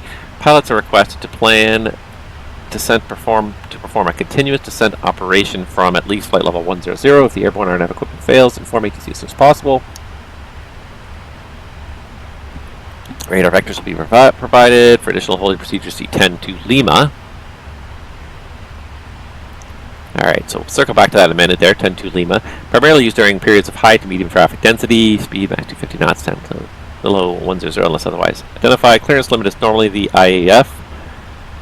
And expect speed restriction before entering the TMA. Plan descent so the highest entry level into the TMA is not exceeded in spite of speed restrictions. Alright, so Nylug to Papa, 17,000 and below. And let's just have a look at the holding procedures chart. Okay, so there's a whole bunch of holds around here. Nylug, Tebi, Erkin. Okay, so there's a bunch, but not unreasonable. Okay, so Nylug to Papa. Alright, so to Papa, we're saying 17,000 and below at Nylug. So let's go ahead and just fast forward here. Nylug. So actually what we got to do is we got to change this because we got the wrong arrival in here. So what did we file though? Because that was me revising the flight plan like 3 times.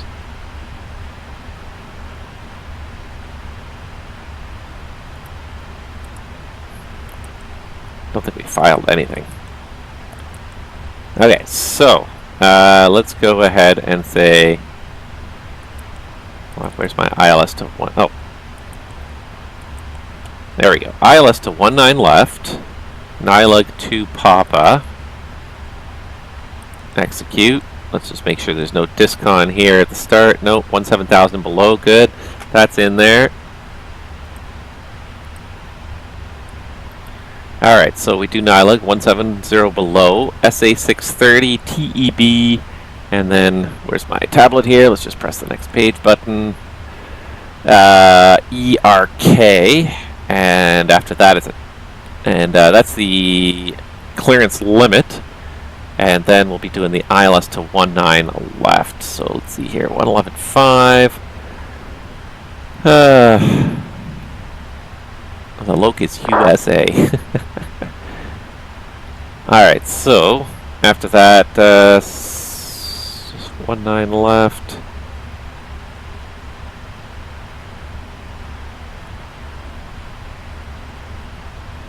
Final 19 left, so then it's just straight in 19 left. It'll be vectors, which is great that we have ATC 111.35. So let's go ahead and hit NavRad, make sure we haven't actually got it yet because we're a little bit far out. So we'll double check that again as we get a little closer in 1373, crossing 4 DME and 299 the ILSDA. Missed approach. Let's go back to this again here.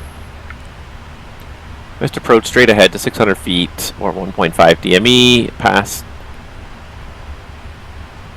1.5 DME, whichever is later, left turn. 148, climbing to 1500 radar vectoring for a new approach. So only 1500 for the missed approach altitude. That's a really low missed approach altitude to me. Okay, but we're going to have ATC for the arrival, which is going to be great. That's going to be fun. So let's just set our barrel minimums here at 299. Oops.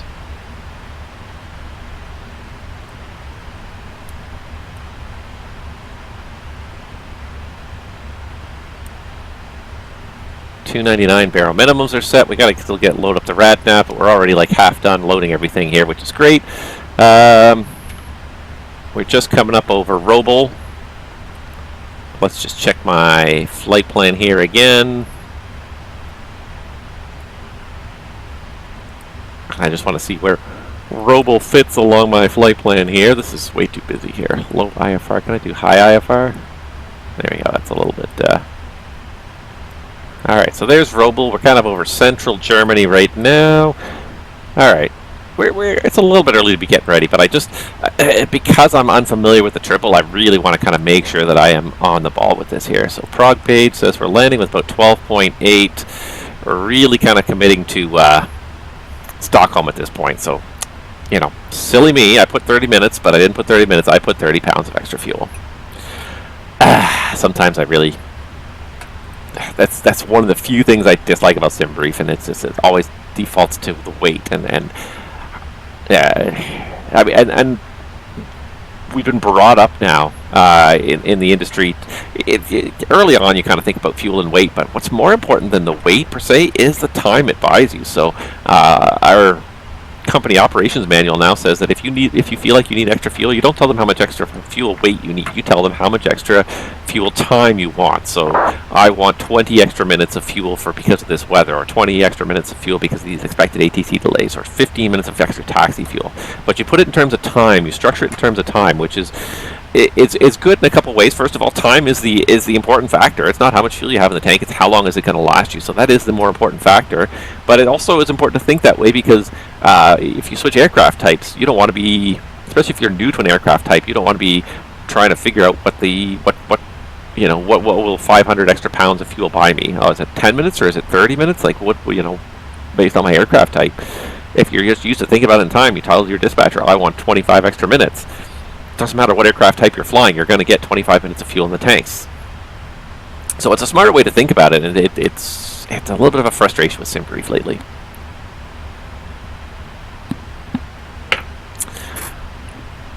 So I was thinking about doing these 777 flights because I do enjoy this aircraft. It's a beautiful aircraft to fly. It does feel heavy. It takes quite a lot of effort to get the airplane off the ground, to rotate the aircraft. It does take a lot of effort to maneuver the aircraft.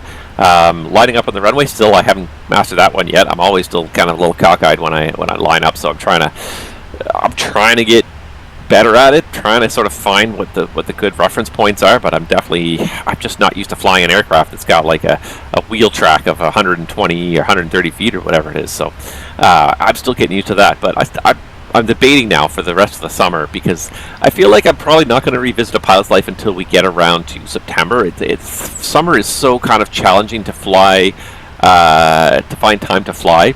So I kind of have I'm kind of two minds about it now.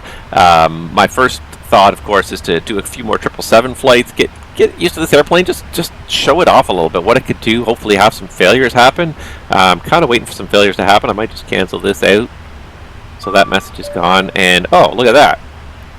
The next message arrived because I hadn't canceled that out. It hadn't told me there was another message. So let's check the new ATIS here. New messages, come on. There it is. Bravo, time 1450, and that's it. Like, I didn't do anything. It just bings at me when the new ATIS is available. 19 left in use, 19 right. Still QNH 1019, temperature's 20. still cav okay, 130 at 14, so it's pretty good, pretty reasonable weather there. So I'm going to cancel this out here. So we're ready for the next one. But yeah, I would love to try and take some advantage of a couple of these things here. So it's full Hoppie CPDLC support. So I don't know if this is going to work or not, in all honesty, but ESOS.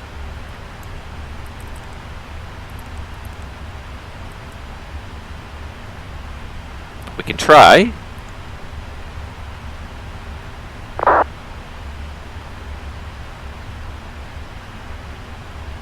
Make sure that your call sign ATC comm established with ESO.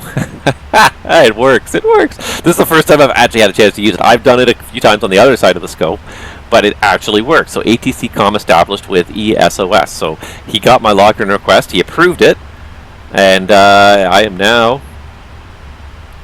logged on. So I could actually send requests. So all these ATC messages can go now that I'm logged on. So now that I have my log-on status, I am logged on to ESOS. Now he's got my information, and I could send messages back and forth, and it actually does work. So level requests, so request step add or level or cruise climb, or request VMC descent, speed request route request, so you can request direct or change your route or something like that, heading, weather deviations, all sorts of stuff can be done through ACARS now without voice communication. Now, of course, that's a little bit sad sometimes, because when can we voice contact request, free text message position report,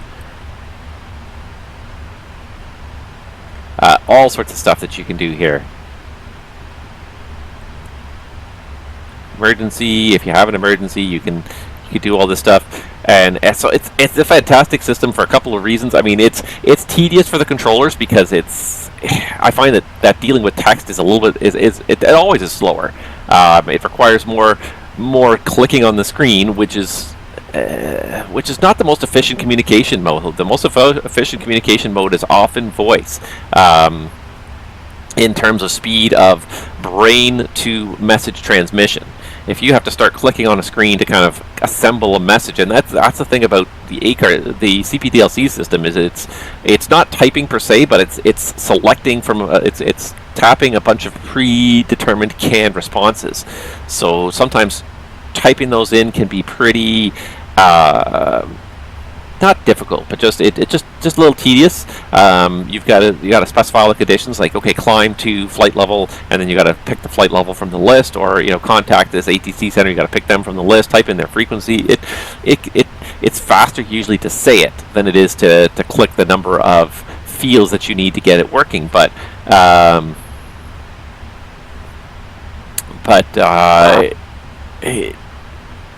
it does have some advantages. First of all, when language difficulties arise, because it's all standardized phrases, it's very easy for people to understand it without having to worry about accents or voices. It's all standardized phraseology. That's one of the reasons why it has a selected. And we have the same thing here. We have a whole bunch of canned. We can make a free text message, but most of what we do is all canned responses. So if we want to request a level, if we want to request a new altitude, we'd send it this way. So there's various there's various ways to select your message, but it's all canned messages, so that there's very little chance of mistranslation or misunderstanding of the messages. So that's fantastic if language is a barrier, if language and accents and voice communication is a barrier. The other time where this becomes really terribly useful is if you're dealing with an ATC sector where you have perhaps bad coverage in certain areas. And so this is something that I find in some of the Canadian regions. There are some of the fringes of the bigger regions. So Montreal comes to mind when you're in the northern, especially the northwest corner of Montreal's airspace. If I can pull up Navigraph here, maybe. I find that you have a hard time with voice communication in those areas. So let's go over to Navigraph here, but just for the interest of it here. But yeah, so this is the Montreal airspace all in here, and aircraft kind of in this corner especially, you tend to lose voice communication, and unless they're extremely high. But even at 35,000, sometimes 36,000, this area you may have very, very spotty voice coverage until they get a little further into your region, and especially as they're leaving, you're trying to communicate with them, tell them to call the next frequency. Oftentimes you can't get a hold of them, you revert to text, so that's where CPDLC comes in well. Edmonton even more so, because it's such a large space. Most of the region is not so bad, but when you're talking about aircraft kind of in the eastern boundary here, east of Baffin Island, there's the voice coverage is spotty at best. Also, as you get really far north and into the northwest corners, voice coverage can be spotty. So that's where CPDLC can be a really big advantage. But it's just also just neat the way that it is integrated so well and so seamlessly. Like all you have to do is set up your Hoppie ID once on the manager page, not on the manager page, but actually in your EFB settings, and it's done. It's set up, and now, so I have a Hoppie account. It knows who I am, and it makes all the appropriate transmissions. So I've connected with this guy on ESOS. I could send him a message.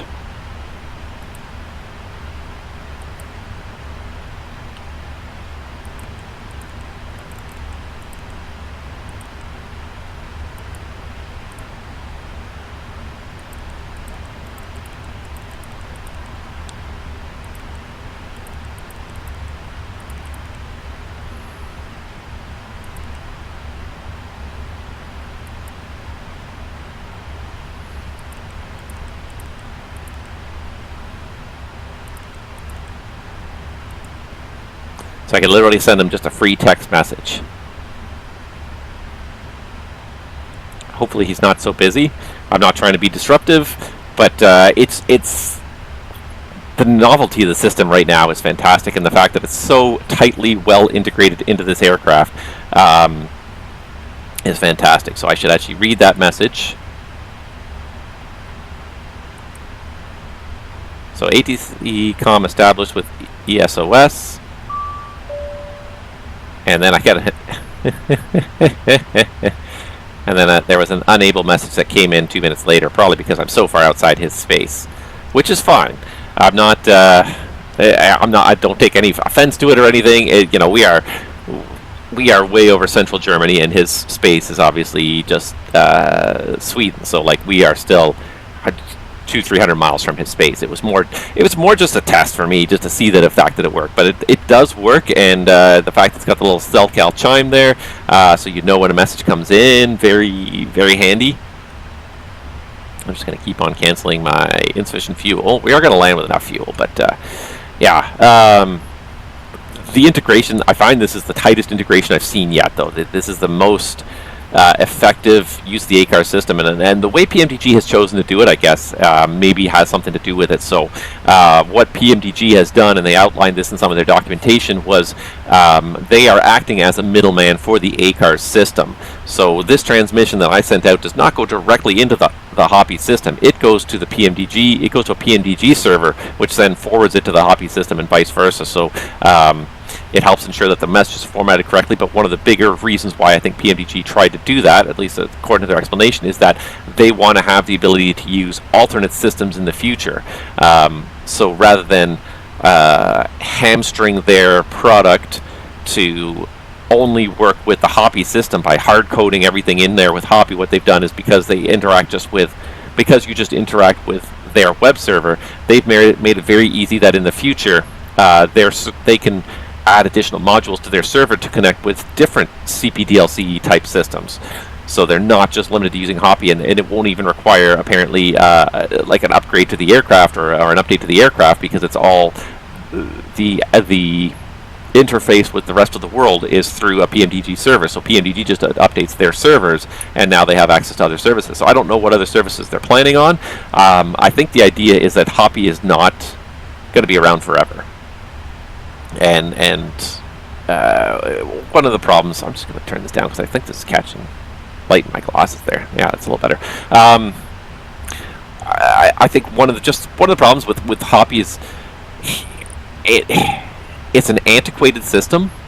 It doesn't totally realistically simulate how CPDLC works, and it's reliant on one guy at this point too, who created the system just sort of for his own use and his own edification, and kind of opened it up to the world. And in the last, probably in the last month or two, the system has probably almost reached a breaking point with the number of new people using it, thanks to the PMDG 777. It wasn't designed to scale particularly well. The guy who came up with it, he didn't think it was going to be ever that popular, so it was never designed to scale. And that's kind of fine. Like, it was a sort of a pet project. It was never intended to be a hugely wide open project like it is now. VATSIM has basically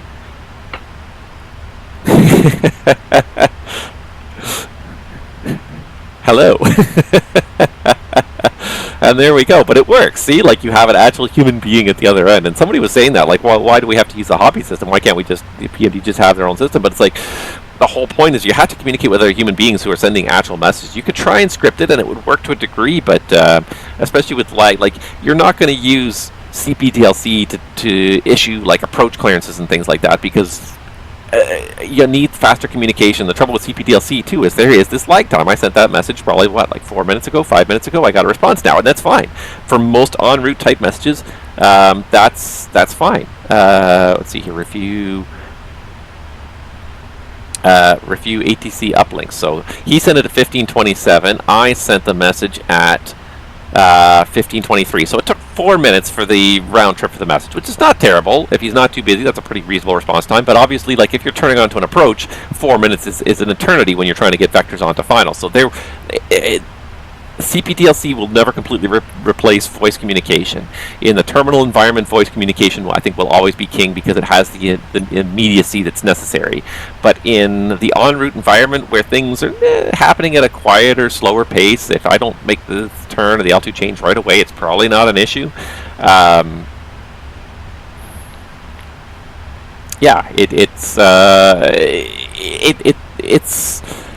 It's easier in certain ways. The one nice thing about it too, from my perspective as a controller, is that I can queue up messages, and then I can, when I have time, I can respond to them. So it was crazy the other day. So I was operating in Edmonton the other day, and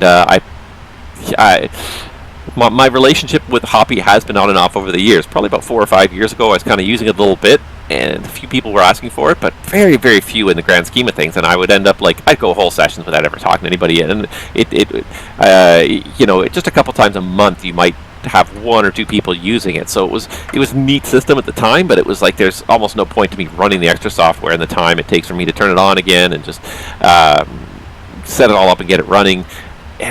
For the amount of people who were using it 5 years ago, it was no point. So I started using it a little bit, and then I got out of it. And then with the Phoenix, with the Mad Dog, and especially with the 777, all of a sudden it's really taken off again. And the 777 is just it's a whole nother world. So I was on Edmonton the other day, and I had it in my tagline because I started kind of doing it a little while ago because people with the 320 and the Mad Dog were requesting it periodically. But then the 777 just changed the game completely, because the 777 as well, because it's by its nature, it's a long-haul aircraft. You're likely to be in cruise for long periods of time. If you're doing a 320 flight from Toronto to Montreal, you're not going to be on CPDLC very much. It's so fast. There's not so much stuff happening. The time frame for CPDLC is just not there. But when you're doing long haul, and when you're going from Los Angeles to London, you know, you got hours en route to play with these systems, but also you're just the time. All of a sudden now, not only the fact that the aircraft is capable, but the fact that people are doing flights that are suitable for a lot of CPDLC. There's a huge pent-up demand for it. So I got on Edmonton a couple days ago, and I had it my tagline, and I've had it my tagline for a while. CPDLC service is available on CZEG, and I had one guy say, "Hey, I sent you a message on I sent you a message by ACARS. Did you get it?" I'm like, "Oh, I haven't actually started it yet. Let me go start it." So I fired it up, and oh my god, like I had like 20 messages as soon as it logged into the system. I had downloaded like 20 messages, and there was a huge backlog. I had within 5 or 10 minutes, I had a dozen aircraft logged into my CPDLC and was communicating, and I actually used it effectively. Because the nice thing about it is that then it's a text field, but it's a list of messages, and the message does not go away until you've done something with it. So if the message requires a response, if it's a request of some kind, the message will never disappear out of your message queue until you've responded to it, and only when you've responded to it can you remove it and the response. So it's kind of nice because it's just in chronological order, in the order the messages arrive. So you can, if you're doing both voice and CPDLC, you can focus on the voice, and then when there's a low point in the voice, you go over to your CPDLC window and you look through it and read the top messages down and say, okay, have I answered this? Did I do this? Did I do this?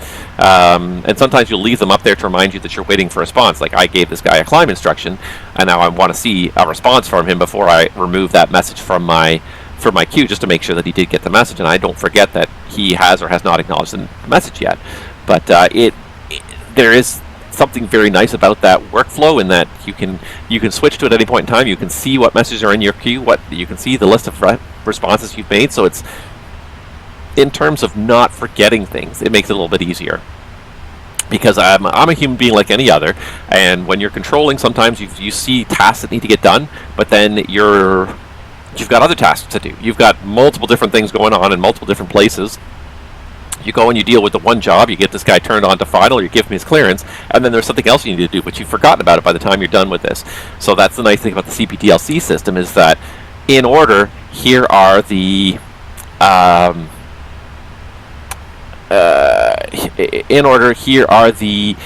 things I need to do. So it's kind of nice. It's kind of almost a to-do list, and you can immediately disregard everything on it and come back to your voice communication and just go back to it when you have a moment, a lull in your voice communication. So for some places it's very useful, very reasonable. For other places, not so much. And so that's Edmonton was a place that I found, because of the size and scope and the number of en route flights as well. CPDLC was a very useful system, and I did use it to actually separate some traffic. I did actually have 2 people at 360 that were on a converging course, and I managed to give one aircraft a climb, give another aircraft a more direct routing that kind of resolved the conflict. And I did that all with CPDLC, never with a single word of voice communication for that, which was really neat to see. It's almost a little bit sad, because like I enjoyed the voice communication, but I don't think voice communication is not going to go away. It's not going to be fully replaced by CPDLC. The lag in the system is just not there for terminal operations. But for the en route phase, it'll be more useful, and certainly for a place like Edmonton, the other thing it does, of course, is it saves people stepping all over each other. When you've got 2 guys that are 1,000 miles apart trying to call you at the same time, they don't know that they're stepping on each other because they're so far apart they can't hear each other. But you hear 2 people trying to call you at once. So again, the en route stuff being handled in that nature really kind of takes a load off of the controllers in some of these larger sectors. So it's a fun tool. The integration here in the 777 is fantastic. As a controller, I have mixed emotions about it.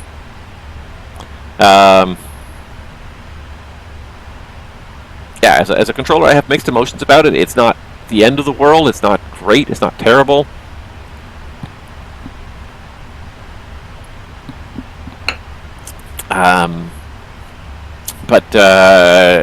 Yeah, it's certainly, the integration into this airplane is tight. It's nice and tight. It just feels natural. It feels like it just feels like part of the airplane. I don't even have to look over at the SimBrief window anymore or anything. It's in here. Or not the SimBrief window, but the VATSIM window to see what the ATIS says, or even the vPilot window to see what the ATIS message says. It's all in the airplane, and so that I think is that's a beautiful thing. Just having the ATIS in here alone is a beautiful thing. And then having the auto update too. That's also fantastic. So as soon as a new ATIS comes out, bing bong, you get the message without having to ask, without having to think, hey, it's been another hour, it's time for another sequence. None of that. So that is really kind of pushed the limit. I'm very happy. And I don't even know if these buttons work up here. They do, I guess, don't they?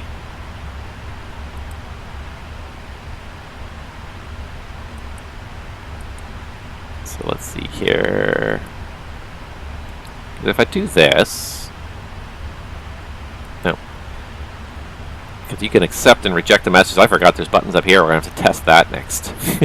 When we get the next ATIS, we'll accept or test them from down there. Yeah, really neat airplane though. Lots of fun, tons of stuff to fail. There was a list. Let's see if I can find it here.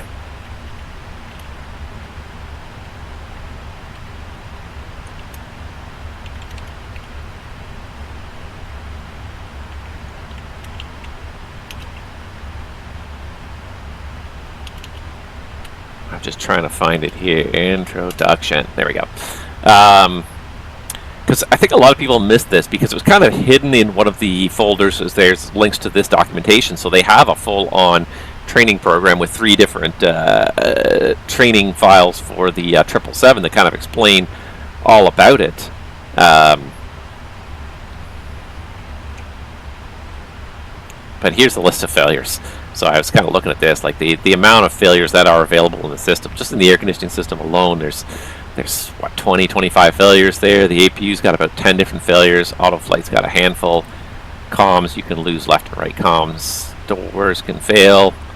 And a lot of this stuff too, I noticed a lot of this stuff is obviously very oriented towards the whole 777 family. So you see main cargo door 777F, door 5 and 6 300ER only if that's those options are purchased and installed. Electrical, the amount of failures, like there's probably about 300 or 400 different failures in this system here. That things that can go wrong. So I kind of like the failure system. I'm glad that they have the accelerated failures again. And I wonder if anything's failed yet, because a lot of stuff fails quietly. A lot of stuff does not bring up a message if it's what's the word I'm looking for? If it's not a critical failure. So nothing's failed yet. But like a lot of stuff, like if you lose like a valve or something in the air conditioning, you won't even see like an amber caution message come up. The only time you'll actually see it is if you go down to the status message, and you'll have a list of status messages down here. So just for the sake of interest, let's do a air conditioning. Let's do like the right lower flow valve. Failed. So pack right lower flow valve. And as of right now, we get nothing. There's no message, there's nothing big on the failures. Insufficient fuel came up, but nothing even came up. We might notice it on the air page even. Not even really noticing it on the air page. Whether it's having an impact on the flight or not, but certain failures that come up will come up on the status page, but they won't generate a message on the ICAS display here. So you can have failures happen and not even be aware of it, because they're not particularly, I won't say relevant. Relevant's not the word I'm looking for, but they're not. They don't have a big impact on the aircraft, on the flight. So, and this is something that Airbus really took to heart, and I think Boeing has kind of gone with as well, is what does the crew need to know, and when do they need to know it? And when is a failure a distraction that the crew doesn't need? So Airbus has gone very deep into this, and I do like the way they've done it. So they've divided the flight into, I can't remember how many phases now. Is it 9 phases or 15 phases? Yeah, I think it's 9 phases. But like right from like before engine start, after engine start, taxi, right up to takeoff through 80 knot or through 100 knots. After takeoff up until 800 feet, then in cruise flight back down to approach, 1,500 feet on approach, I think. But if anything happens, most of these things will have a certain failure, a certain announcement window, so or more importantly, an inhibition window. So let me see if I can find some examples here of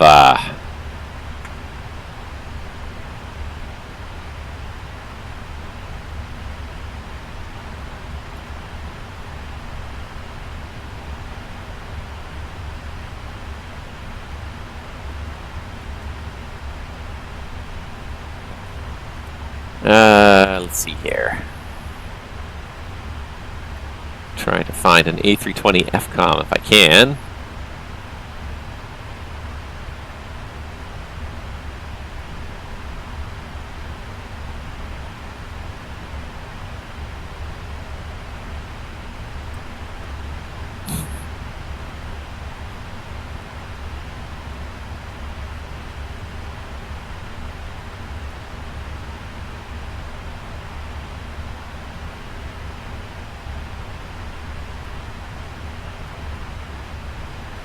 I did find one here, so let me see if I can download it. Let's see how. This will take about 60 seconds to download, but yeah, that's one thing that Airbus has done really well, and they do a good job of documenting it too. They tell you exactly which failures are allowed, at which particular time, and which failures will be silenced during particular time. So if you have something relatively benign happen on the takeoff roll, you know, you have a TRU fail. I mean, that's going to affect the electrical system, but the electrical system is probably going to reconfigure itself automatically. A single TRU failure will not have a big impact on the flight, so it's not even going to pop up an alert during the takeoff roll. Once you start the takeoff roll, it's not going to tell you anything about the fact the TRU has failed. And we got another message. Nice. And so if I do this, if I hit cancel, it's gone. I love it. All right, we can go in and check in a second. But yeah, so once you hit, I believe it's 1,500 feet on departure, then the message will come up. But it'll let you get through the whole departure process. It won't even pop up a chime because it's not important. It's not relevant to the.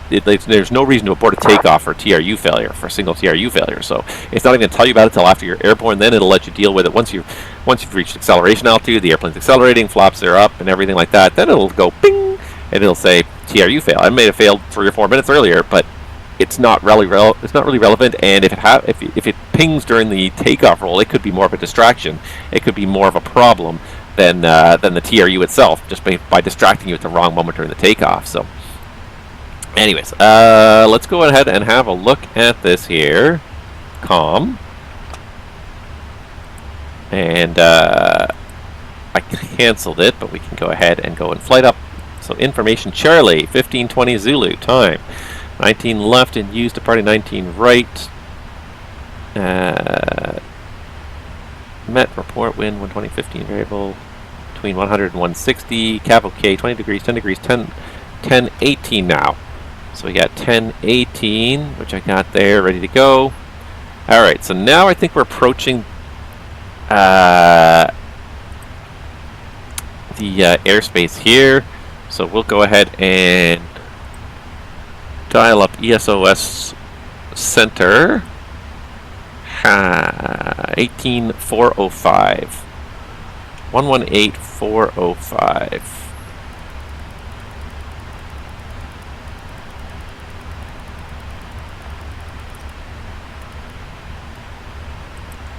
India Papa 181, the wind is 120 degrees, 15 knots, runway 19 right, clear to takeoff. Clear to takeoff, runway 19 right, Whiskey India Papa 181. Alright, so we got them up.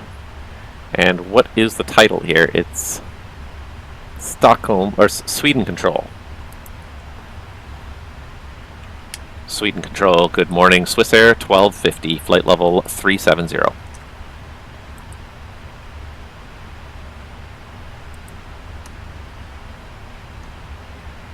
Swiss 1250, Sweden Control, radar contact.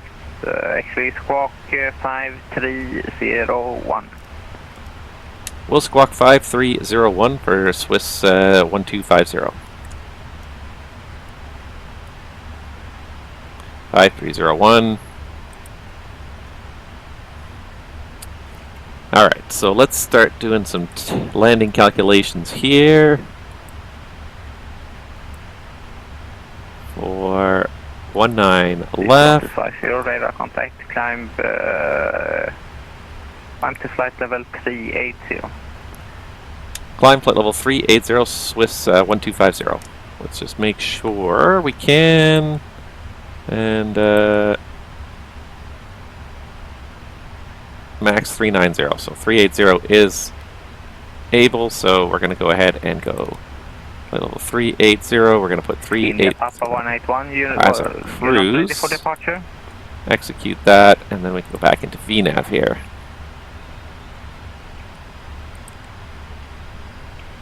Still insufficient fuel. We're coming 2 tons under the minimum. Alright, there's 370 climbing 380. Renault 4091, wind is 130 degrees, 17 knots, runway 21, clear to land. 21, clear to land, Renault 4091. This is 39 Charlie, leave my space, frequency change, use approved by. Frequency change approved, good day, was there 39 Charlie? Alright, so we're going to clear that again.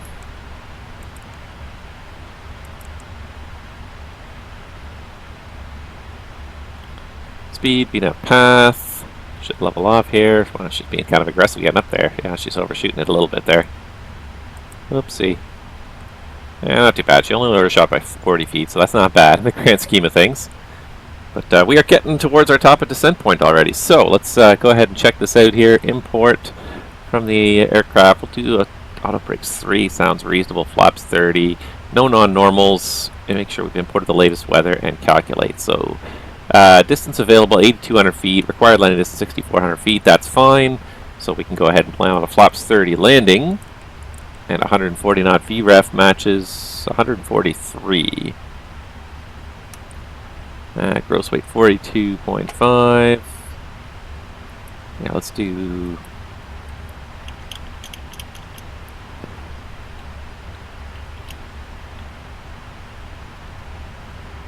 Fly 266, line up runway 19 right. Let's do 42. Line up runway 19 right, Firefly 266. 144, still 6,300 feet, so that's fine. Auto brakes 3 it will be. And we need to also make sure we have a parking gate assigned. So I think in Europe they tend to assign the gates to you, but in case they don't, we want to have one to go to. And parking stands. So what I figured out last time was that like F30, F38, or maybe F36, something along there. These seem to be heavy gates over here on this side, I think. Sometimes it's a little bit hard to figure this stuff out. That's one of the harder things to figure out when you're flying a heavy around is what is an acceptable heavy gate. And sometimes that can be a hard thing to figure out. Status. So now look at this. Now we've got our status message, but all you get is this little tiny thing down here. It's nothing big. You don't get a big alert, but you just get a little thing. Pack right, pack flow control valve lower right.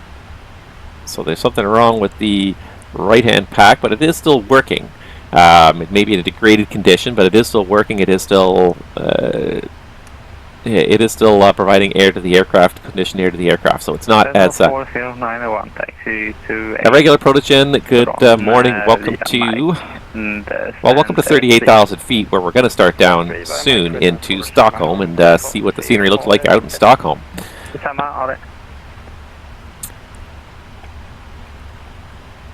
So I'm just going to double check here.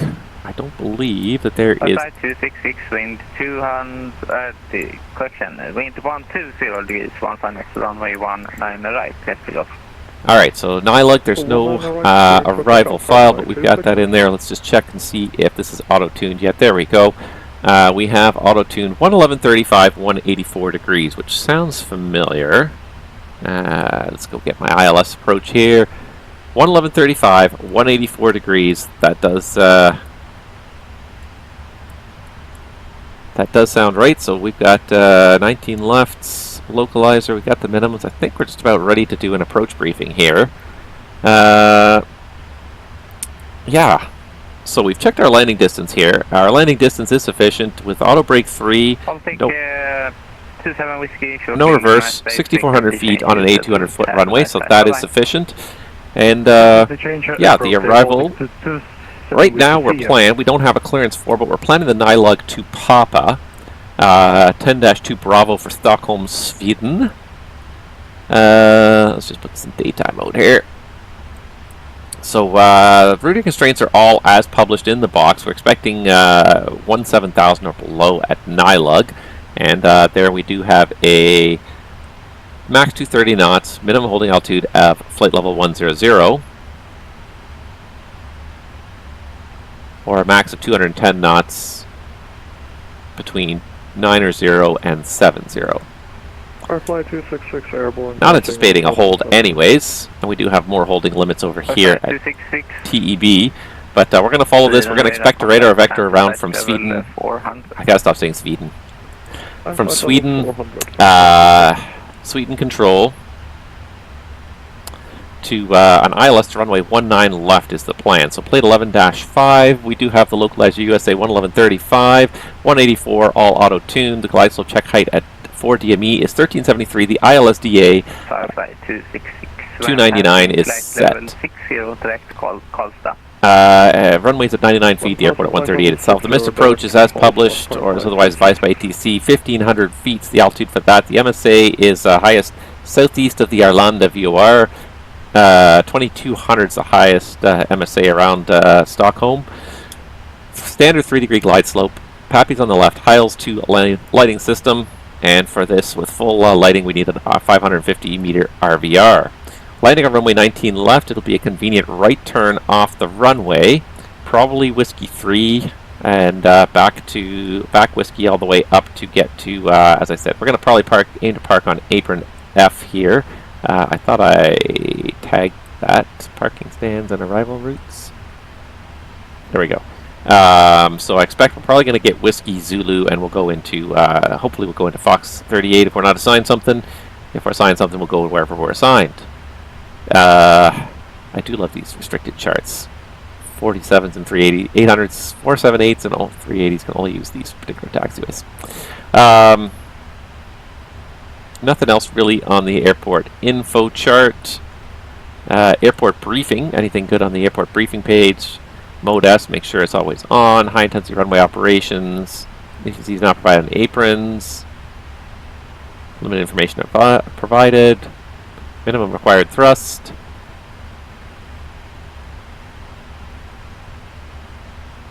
Pilots shall not change frequencies without clearance from ATC. Parking, docking guidance, safe dock. So I don't know if we're going to do that. APU shall not be started. Okay. On arrival, APU must be shut down not later than 5 minutes after on block. Very hardcore about not running the APUs here. North America, it's ridiculous. Like the APUs just run for entire hour-long turns, and that does not happen in Europe. Team Control, good afternoon. Lufthansa for Papa Victor inbound to Nostro flight level 779 special procedures.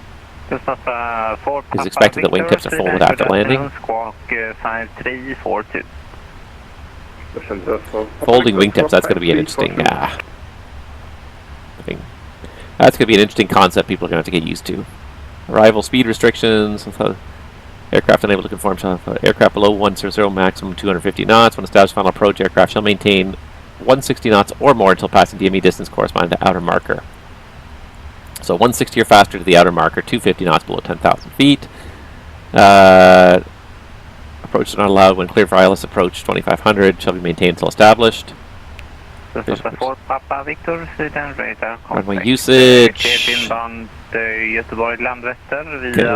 approaches. Cat 23 operations. I'm ready to descent flight level 160. High intensity runway operations. Vacate runway as soon as possible. 160 when ready and cleared Risma. Prepare departure for ILS runway 21. Departure. Runway operations again.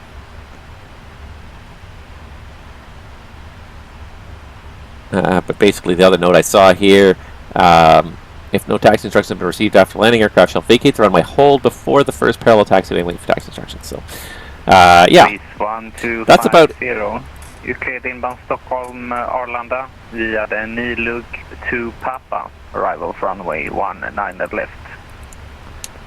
Descent to flight level 110. Alright, I apologize. I partially blocked you, but we did copy cleared Arlanda, the Nilug to Papa arrival, planning 19er left. Correct, and when ready, descent to flight level 110. When ready, descend, flight level 110, thanks. Swiss 1250. Alright, so we got 1,000 feet set. We are now cleared the Nilug to Papa, which is the arrival that we did program in. I believe our arrival briefing is complete, so we can just do a descent checklist. So recall, again, we know about the fuel situation. This is my poor planning. So we're showing insufficient fuel. We're supposed to have 14.5 and we got 12.7. So we still have enough, but we don't have enough to make it to our alternate. So we are kind of committing to Stockholm at this point. So recall is checked. Notes are checked. Auto brake is level 3. Landing data, we've got VREF of 140 and Barrow 299 and approach transition. Our approach briefing is completed. Descent checklist is complete.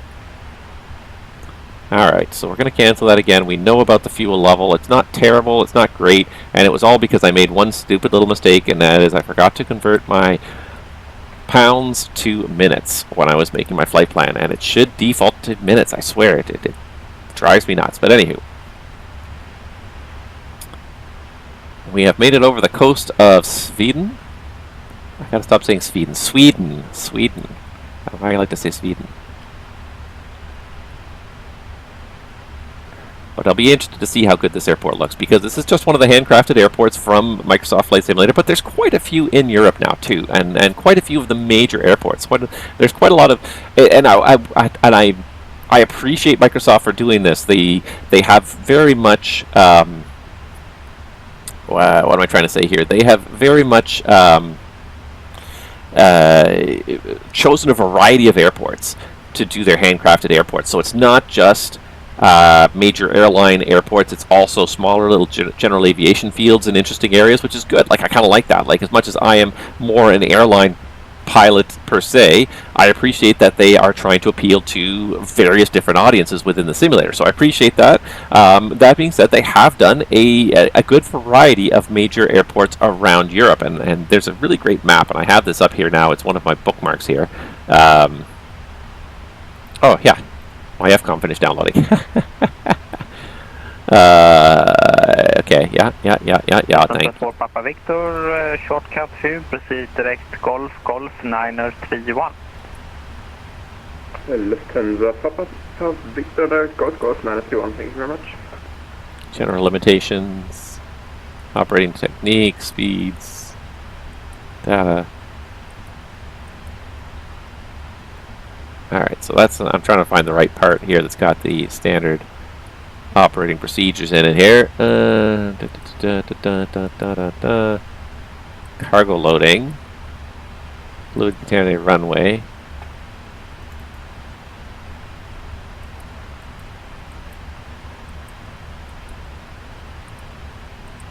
I think it's part 4.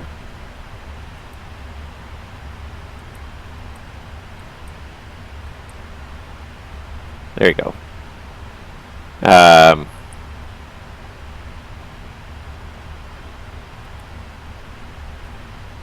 Yeah, I can't figure out where in this FCOM it is, but yeah, this is an old FCOM too. But in the new versions of the FCOM, it actually will have like a chart. It will show you like what. It'll show you like blocked out like these particular areas.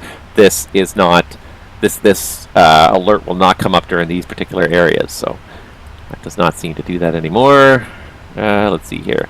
But yeah, somebody created this map, and I really do like this here. So it's a map of Microsoft Flight Simulator and all the various default things within Microsoft Flight Simulator. So handcrafted airports, points of interest, cities that have been programmed in 3D, all sorts of stuff. So if you take off some of this stuff, if you're just trying to find where the airports are that you can fly to. So these are the European airports that are covered, and it's color-coded by even the different updates. So this is World Update 5 or 6, I believe, for the for Sweden. Zurich was part of the Game of the Year edition. There it is. But you look around, and there's a fair number. There's a fair number of airline airports as well as GA airports. Obviously, there's London Heathrow, but there's also Liverpool.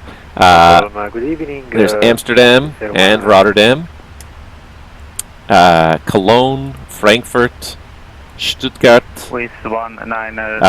Paris, Charles de Gaulle, and Le Bourget.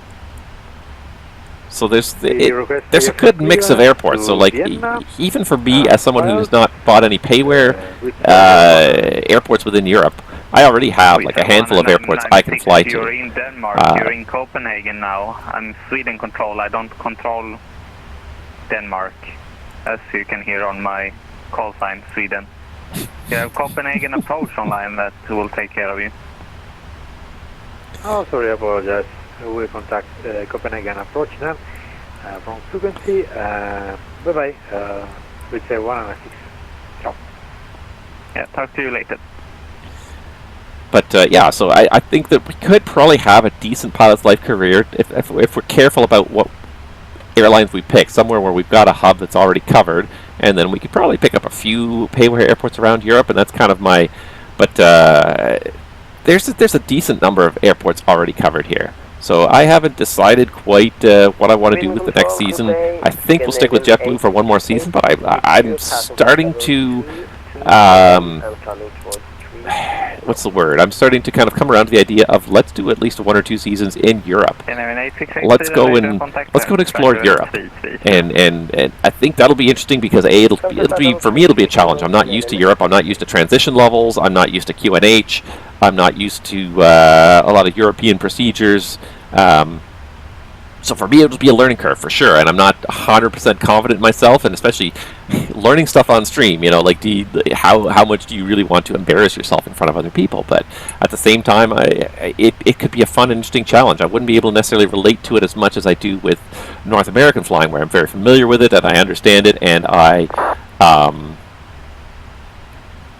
What am I trying to say? And I'm very comfortable with it. And not only that, but I can share a lot of insight into it. In Europe, I feel like I'd be very much a stranger. I'd be your typical VATSIM rookie who has a very basic idea of what they're doing, but is not necessarily well up on all the procedures. So, but nevertheless, like it could be something fun. It's certainly the one thing Europe has going for it is they have a lot of ATC, a lot of traffic.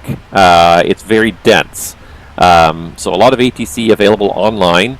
A lot of traffic available online. So like when we were in the ground in Zurich, we saw like a half a dozen, if not a dozen different airplanes around there. You know, in North America, you fly like, you know, early in the day, you might see 1 or 2 other airplanes at the airport if you're at a major airport, and there's a good chance if it's not like a huge hub, you might not see any other airplanes on the ground there while you're there. But in Europe, it's very dense. The ATC is very dense. The traffic is very dense, and also the airports are very dense too. Like you'll be able to muster a lot of routes without taking a lot of time. You can probably do a lot of streams where you could do a turn in a day in a single stream. You know, 3-hour stream, 3.5-hour stream. You could probably do a turn. You know, you can do like. Continuity and flight level 70, high speed is approved. You're number 1. Listen to fast Papa Victor, continue descent, flight level 70, high speed approved, thank you. What was I saying? Yeah, so you could also do, you could do like maybe Zurich down to like Rome or Zurich over to Paris and back in a single stream. Thank you for the turbulence, MSFS. So I'm very curious now, and the other thing too is it's a very big change up from anything I've done before in terms of just like I'm not doing the same thing over and over and over again. I'm beginning to feel repetitive, and I try to change stuff up, and the JetBlue's starting to feel a little repetitive. I did actually come up with a schedule for my JetBlue career. If I can launch this here, and it'll take a second there, but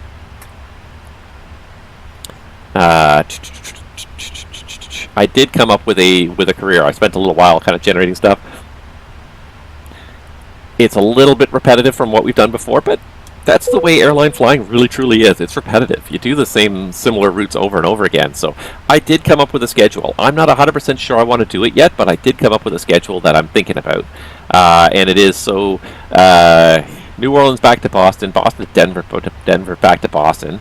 And then from Boston, we go to Fort Lauderdale, back up to LaGuardia. Then we go down to Palm Beach, back up to JFK. Go down to Fort Lauderdale again, down to Mobay, and then from Mobay back to JFK. So it's back and forth up and down the East Coast quite a bit. The Denver turn is going to be a little bit of a nice change, a little bit long, but not too long. And then add Mobay on there as well as another little kind of interesting, hey, we haven't been there before place. So this is kind of what we're looking at right now. This is the schedule I'm looking at right now. I haven't 100% made up my mind to do it, but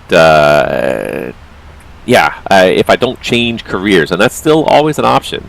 The only thing that's keeping me back from doing it really is the fact that the places like Norwegian Air Shuttle are not quite offering me enough money to do it. See, Norwegian Air Shuttle, it's got a lot of interesting stuff. You can do a lot of flights around Europe, but it's also about a $7 an hour pay cut, which I'm not making that much money to begin with. I'm trying to save up some money for this 777 type rating, so it's going to be a little while. But like, there's a lot of destinations within 2 to 3 hours of 2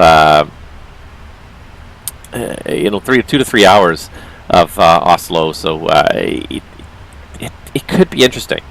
And there's some other ones too that definitely have a lot of stuff inside Europe. So I'm thinking about it. I'm definitely not sold on it, but I'm definitely thinking about doing a season or two in Europe. And I mean, what's the worst that could happen? If I really don't like it, I struggle through it, and after one season I give up and I go work for somebody else.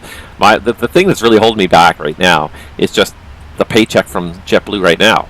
I'm getting $52 an hour right now.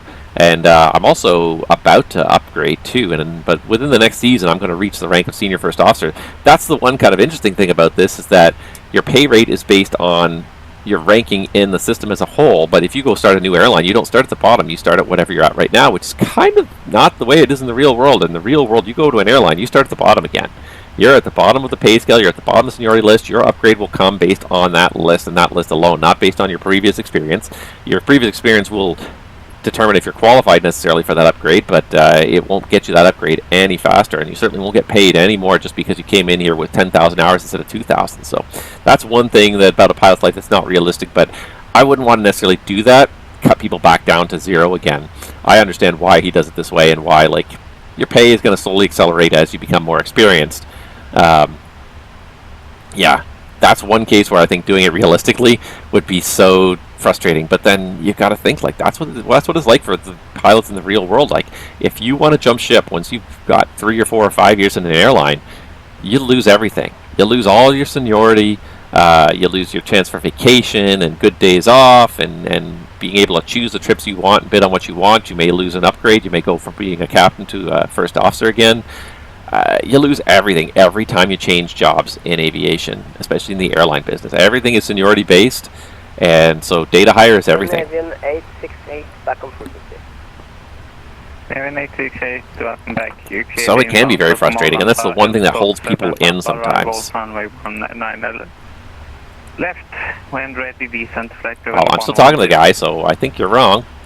I think maybe MSFS is... the Asobo servers are failing. 7 Papa Bravo for going 19 left at Stockholm. Scandinavian 868. But yeah. And Scandinavian 868 starting descent now to flight level 110. 868. Yeah, in terms of... successfully connected, thank you. In terms of, yeah. That's the one thing that holds pilots back in a career from jumping ship, and you kind of need to make sure you get to an airline you're happy with and be ready to stick with it, because especially, you know, you want a good pension, you want to be able to afford to retire one day, and you have to retire. That's the thing, is it's not even a choice. Like, you have to retire at a certain age as a pilot, so you want to make sure that you are ready to retire. You have a viable pension, and a lot of course, smaller airlines do not provide decent pensions for their employees. I'm not asking, and you know, even as a pilot, I'm not asking for free money. I'm just asking for, if I give years of service, I would like to be able to be covered when I can no longer give any more years of service. All right, so here comes VNAV path. We're vacating flight level 380. Idle.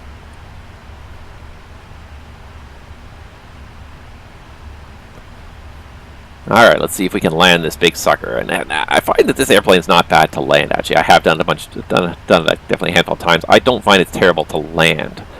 What's the transition level? I did not note that on the chart. Was it 7,000? I honestly don't recall. If I saw it, I missed it. Transition. Oop. Transition level by ATC. Alright, so we'll just listen for him to declare us to an altitude. Transition altitude's 5,000, but transition level's by ATC. Alright, so we're on VNAV path, we're in our descent. And our TAT is minus 22. Now, we do have auto anti-icing, so it should come on its own when it needs to. I shouldn't need to do anything. It should come on its own when it detects engine icing, or when it detects airframe icing. So I can see the valve is closed right now. That's what I was looking at here. So the engine anti-ice valves are closed, the wing anti-ice valves are closed, but it is on auto, so if it does detect ice, it should come on. Alright, quick fuel check. We've got 17.3 tons. Still showing landing with about 12.6, not enough. And that reminds me actually of I did have a funny little incident already with the 777 too. I did a flight. Let's see here. So I did a flight in the 777. What did I do? I did London Heathrow over to Denver. I decided to basically do this when I went to work one day. So I was like, I was hankering to fly the 777, and it's like, I know I have to go to work today, but what I could do is I could start a long haul flight before I go to work, come back at the end of the day, and finish and land. Of course, go figure, as soon as I got to work, we were delayed by like an hour. And it just went downhill from there. I think by the time we were done, we were about 2 hours behind schedule. And I had loaded enough fuel, I thought, to cover this. I had loaded probably about an extra hour. I think I had loaded an extra hour and a half of fuel. I thought that was a pretty reasonable, without trying to push us too far over the max landing weight. It's a pretty reasonable amount of fuel, but it was not. And I thought for sure, as I was driving home, I had my SimLink, my Navgraph SimLink running. So I just kind of, before I started the drive home, I kind of looked at it and said, well, the plane's still flying. It's still at 37,000 feet. Still at 37,000 feet, still registering an airspeed. I can't remember what it was, but it's still flying. So I thought, okay, maybe if I make it home, I will make it. What I had done before I left, because I knew I was going to work and I wasn't sure if I was going to be home on time, was I did program a hold at the end of the flight. So on the arrival into Denver, I had programmed in a hold, and basically that was my idea, was that I'll load 90 minutes of extra fuel above and beyond what's necessary. I anticipate being home anyways before I even start the descent anyway, so even if I'm delayed by an hour or two, I should still make it home before the descent even starts. But I programmed a hold in there just in case I was going to be late, and of course I was very late. I got here, and I think when I sat down, I drove home, I came in the house, and I sat down, and I think I had 1,200 kilos of fuel in the tanks. 1.2 tons of fuel in the tanks in a 777, and I'm still sitting there in the hold, and I'm like, I'm not going to make it to Denver from here. But I did manage to make it to Cheyenne, so I turned towards, I found a nearby airport that had a decently long runway, which was Cheyenne. I turned towards it, started a descent right away, because pretty much from where I was holding at cruise altitude, I had to start a descent right away to make it down anyways. And yeah, basically did one continuous descent, almost idle from the moment I sat down again, all the way to the runway in Cheyenne. It got me down there with about 700 kilos, I think, in the tanks.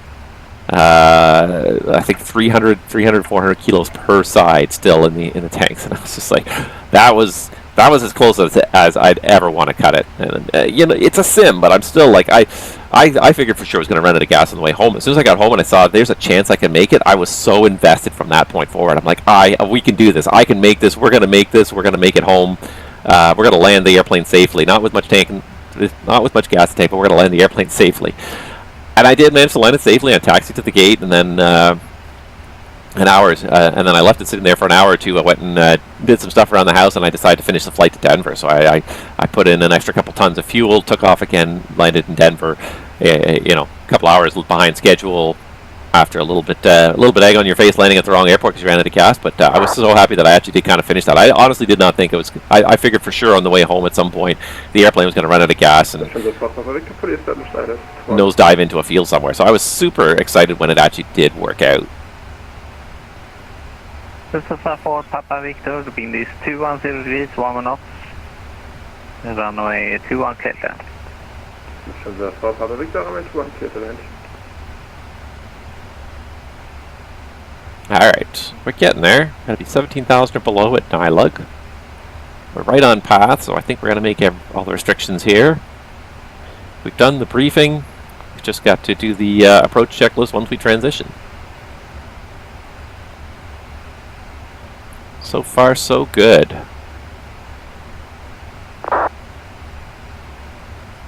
It's not a hard airplane to operate, too. The amount of automation in the 777 as opposed to the 37 makes it a very user-friendly airplane. Even operating single pilot, it's very reasonable to operate this aircraft single pilot.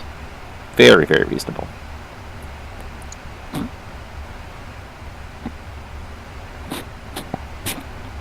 And that's the last of my coffee. That's okay. We're almost there.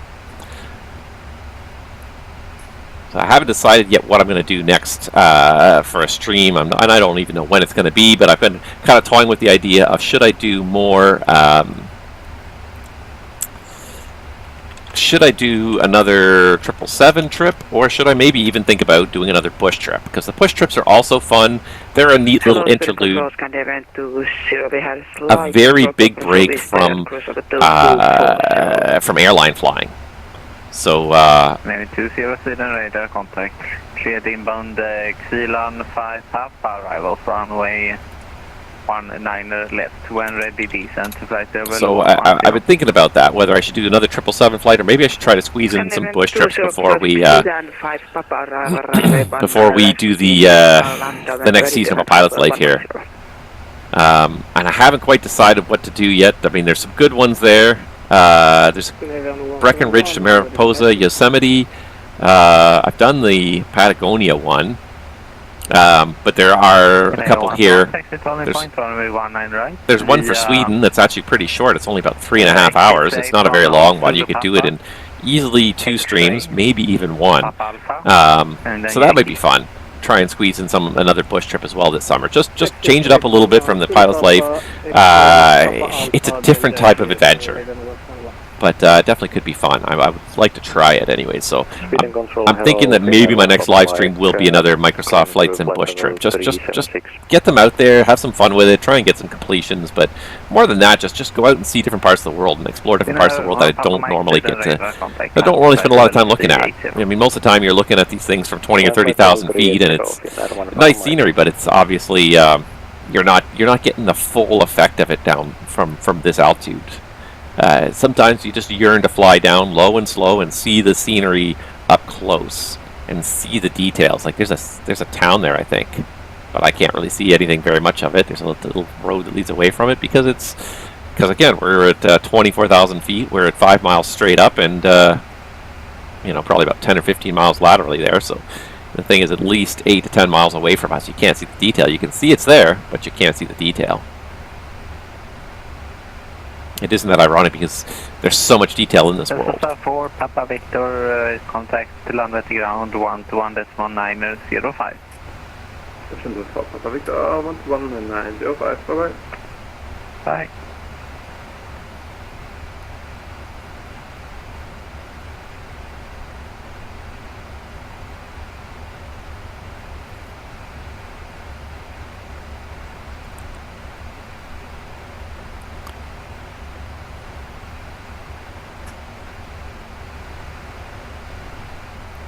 It is nice to fly Europe and have ATC as well. 868, descent to flight level 70.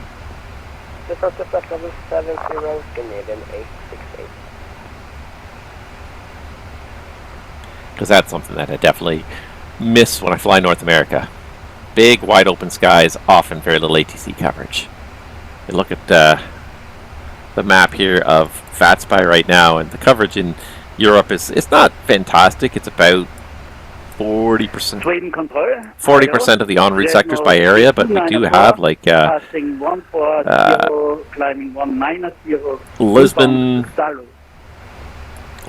and looks like we have Rome, Milan,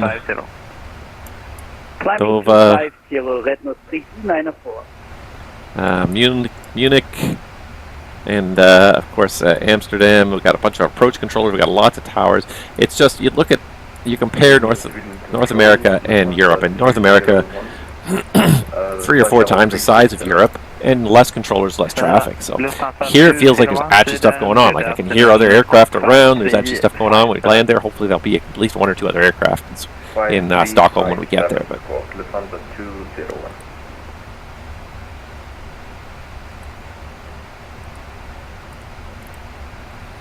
it's definitely definitely feels much busier, and just the number of people in Zurich that were leaving was quite surprising. But again, it's later. It's mid-afternoon. It's almost becoming late afternoon in Europe now, so it's no wonder lots of people are online. As opposed to, for me, North America, it's lunchtime now, so not too many people online at lunchtime in a weekday. 201 radar contact. No need for squawk identical SATC SQ. Sorry for that. Bad habit. Lufthansa 201. No worries. Yeah, that's one thing. Americans. has started to bug me a little bit. Is that you get a lot of people doing that on VATSIM. Every time you ask them to change transponder code, they hit ident as if it's like an enter button. Descent 5,000 feet. Canadian 10. And that's not the case. Like if ATC, the ident button is for you to press when ATC asks you to, and that's it. And it's becoming one of those VATSImisms where everyone just, oh, I put in a new code, now I'm going to press ident. Or I called you on the radio, I'm going to press ident. Don't press it unless someone asks you to, because if the controller's trying to identify you, identify a specific aircraft, and 4 people push ident at the same time, now it's not, now there's no useful identification. I still can't confirm it because now 4 people pressed the button. Sweden squawk 5327. 5327 to 5178. Sweden Takeoff Rwy 73, correction 430, passing available 170, In a 430, Sweden control radar, contact land to flight level 200. Oh, look, a new 8 has popped up. Information Delta, 1550 Zulu, 19 left in use, departure 19 right. 130, flight direct Erken, Echo Romeo Kilo. 100 and 160, cavalcade, 2011, 1018. Nice. I do love having that comm come up. Those auto ATISes, it's fantastic. Bing pong. I'm going to get very, I'm going to really start to like that sound. 0 degrees 13 knots, runway 19 right, safe takeoff. Alright, so there's the 17,000 feet restriction at Nylog, met precisely. Well done. Speed.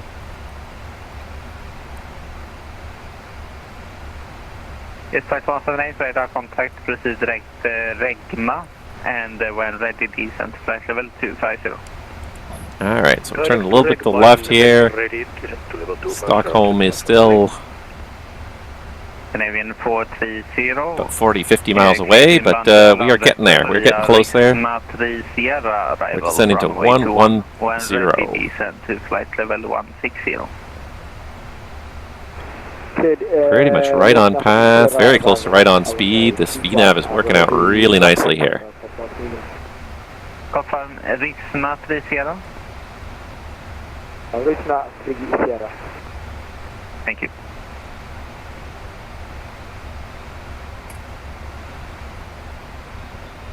And 20, descent flight level 70. Canadian 20, descent flight level 70.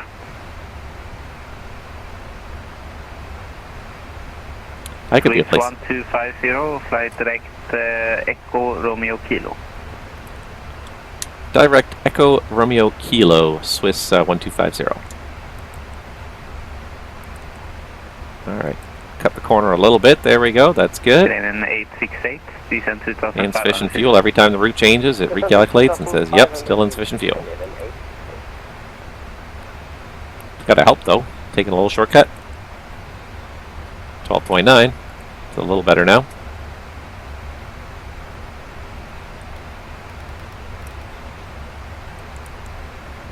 Ah, not what I meant to do.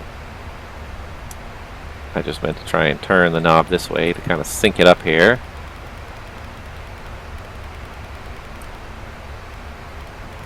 That was all I wanted to do, was sync the heading knob a little bit. But yeah, what was I going to say? Yeah, Sweden I think would be a place that I would like to visit. I think it'd be a fun little trip. On my to-do list, I have a long list of places I would like to visit. Whether or not that actually happens, who knows? I got a status message here again.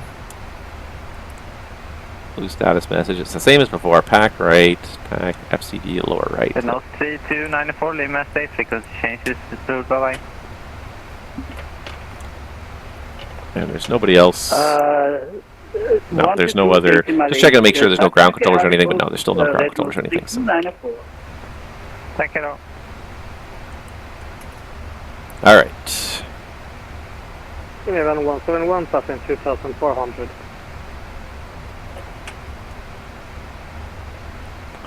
Some point Stockholm's going to come into view here. Contact flight level 300. Flight level 300, Canadian 171. that an airport there? Or is that just a Scandinavian town? 20, continue passenger heading That's just a vectors, town. runway 19 left. Is this Stockholm now? Is this like the outskirts of Stockholm? It could well be. 30 miles from the airport, it could well be. Because I think Stockholm is kind of on an island. This could be Stockholm itself now, isn't it? I think this might be... 1 man passing flight level 60, direct Lapsi. I think this is Stockholm here.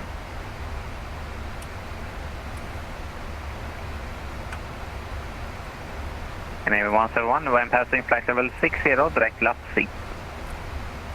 Flight level 60, direct Lapsi, Scandinavian 171. Yeah, this is Stockholm right here. Yeah, this is the central city we're just about to cross over here. Scandinavian 868, turn right heading 160. Because I can see a couple of like things kind of shining, which are probably the points of interest. There were a couple points of interest added in World Update. I believe it was World Update 5.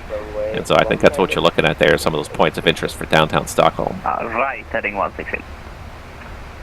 The airport should be off in the distance there. Scandinavian 20, descent 2,500 feet.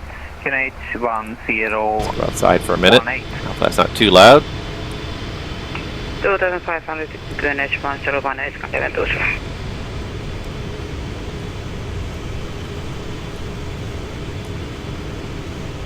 Trying to get some potential title card shots here.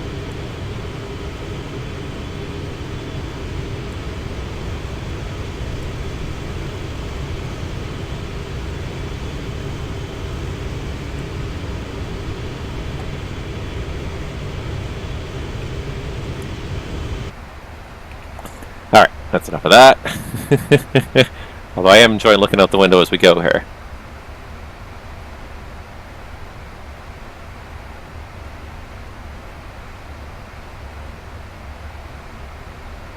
Yeah, probably want to visit Stockholm more in the summer than the winter, but I am not a winter fan, so I think going to Sweden in the winter is probably not in the cards. Canadian 20, turn left heading 250.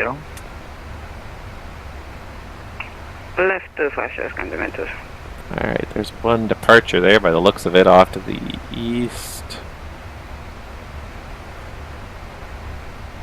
I do not see him anywhere, but I wouldn't expect to. He's about 20 miles away. And especially during the daytime. If it was nighttime, you probably see his lights, but during the daytime, it's hard to see these things. Is that the airport over there? That could be it. I don't think that's it. More like over there somewhere. It's a little bit far away. See, I feel like maybe we should be doing like a more... There's Alt. Yeah. Once we get cleared lower, we'll do a pretty aggressive descent here. For beam the field, we're still 11,000. We're not quite at beam the field yet, but we're almost. Alright, so there's Alt. Canadian 20, turn left heading 210, clear as approach runway 19 left. Left 210, clear ILS. Alright, let's put the TCAS on below just to help us out. And now you can see the traffic there. This 1250, descent altitude 5,000 feet. QNH 1018. Descend 5,000, QNH 1018, Swiss 1250. Alright. Level 5,000, so 5,000 feet is set. And there goes the descent, so we'll go ahead and transition to 1018.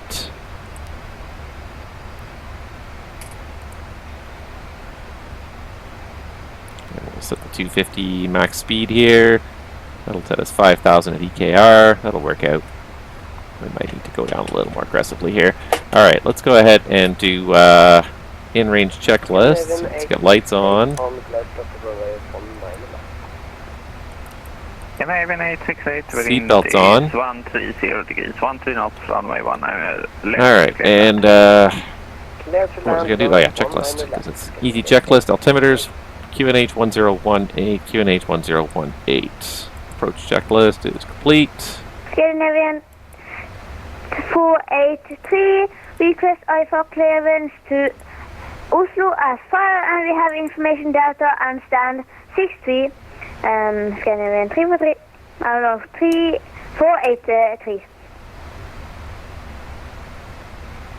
Confirm your call sign is Scandinavian 483 Alpha.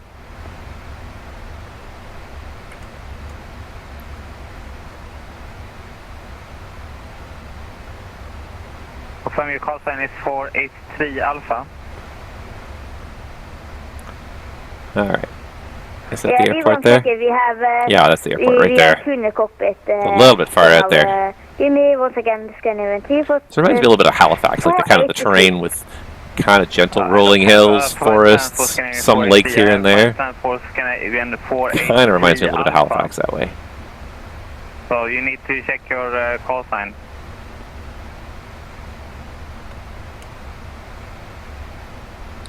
Alright. We're going to get a little bit of speed. Connected as Scandinavian 483 Alpha, and I have a flight plan for 483 Alpha. I don't have a Scandinavian 483.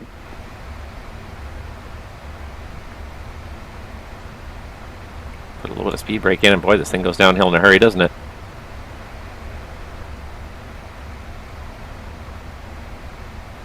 I keep on just putting a little bit in, and I feel like it's too much.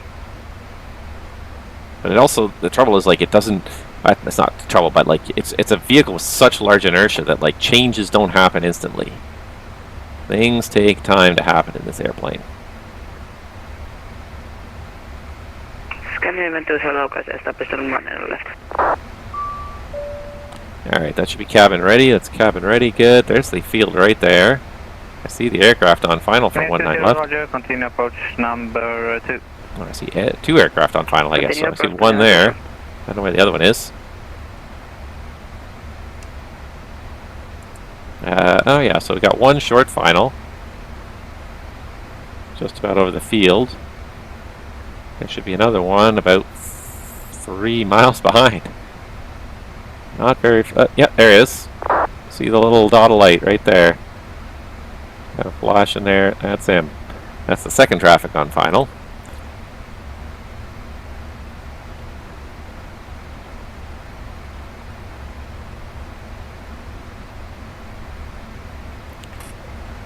This is going to work out nicely, though. Please 1250, continue present heading vectors for runway 19. And she's a big heavy beast. It takes time to slow her down, even without much fuel in the tanks. It's going to take time to slow her down.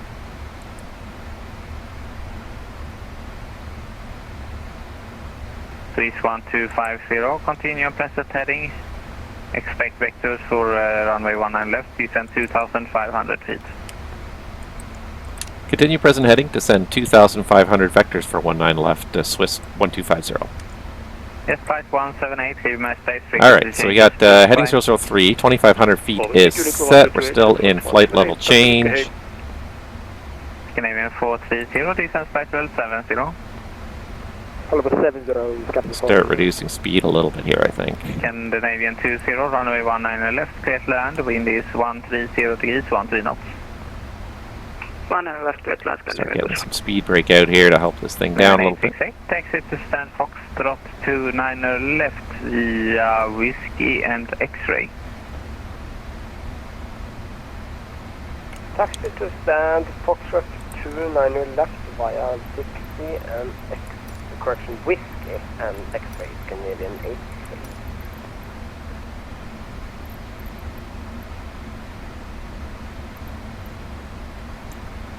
I forget which one we said we were going to go to. Please 1250, turn left heading 300. Left heading 300, Swiss 1250. Heading 300, just trying to remember.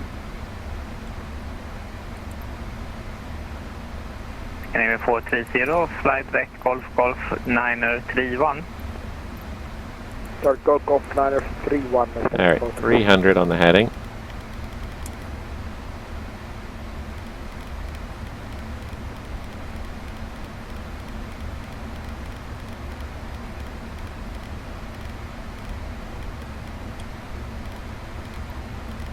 Come back on the speed some more here. Canadian 171, cleared inbound Landvetter, Mach 4 Sierra, arrival from runway 21. Clear Landvetter, Mach 4 Sierra, arrival runway 21, Scandinavian 171.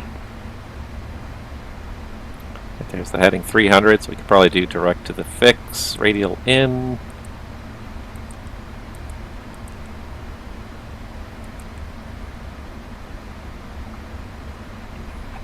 What's the, it's 184? I've forgotten. 184. It's been so long since I briefed. I think it's 184. It is 184.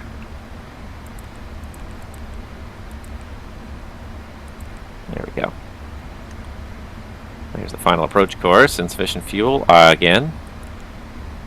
Because we pretty much are passing the minimum diversion fuel right now, but we're looking good. It's looking like a nice VFR day here. 3,300 descending 2,500. Go ahead, flaps 1. Please 1250, turn left heading 210, cleared as approach runway 19 left. Left turn 210 and cleared the ILS 19 left, Swiss 1250. Scandinavian 20, taxi stand Foxtrot 39. Alright, there's heading 210. X-ray. There's speed and alt. Scandinavian 20, taxi stand Foxtrot 3. Lope and glide slope are armed. Whiskey and X-ray, thank you, Baba. Foxtrot 39 left. Oh, sorry, Foxtrot 39 left. Scandinavian 20. 2,500. Alright, so much for noise abatement. I went down too fast, too soon. Swedish Control, hey, Leipzig 8485 on the ground in Malmö, requesting IFR clearance to Leipzig in formation Delta. And we got new ATIS. Winds are variable. We can cancel that. Okay, I guess that's the airport over there with flashing other airplane lights there. Probably went out farther than we had to here.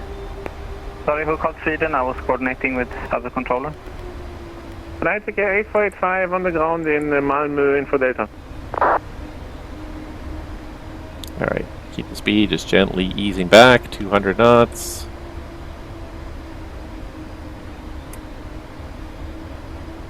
Gonna intercept final about 3 miles here. I'm mostly focused on this just because this is I'm very not unfamiliar, but not comfortable with the triple. Clearance to, let's see, where are we flying today? We're going to Leipzig via Salo 1 kilo, 4,000 feet initially, walk 3421. Clear to Leipzig via Salo 1 Alright, so there's Loke. Initial climb is 4,000 feet and scope is 3421 for Leipzig 8485. Leipzig 8485, read back, wait. She's trying to keep the altitude up there.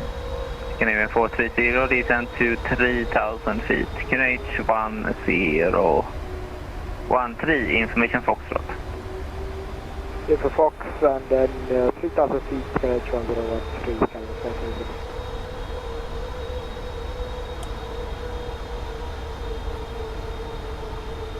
Sweden, god kväll, Ocean Tribune 5 Alpha, level 302 Pano. I feel like we didn't have to go out that far. Alright, here comes the glide slope.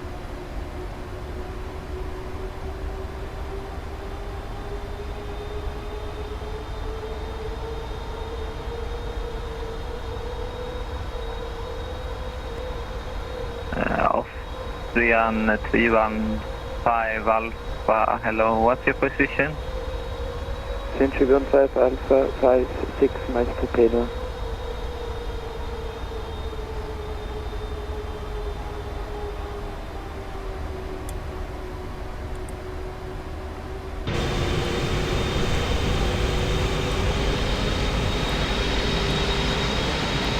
She's still a big beast there. Alright, let's go ahead. Speed 190. Flaps 5. Alpha, squawk, glide slope. 53, Missed approach altitude of 1,500 feet set. There's glide slope.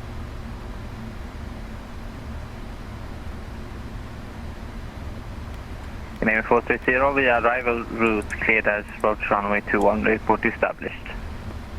Yeah, arrival, cover left 21, report established. Alright, clear down, flaps 15.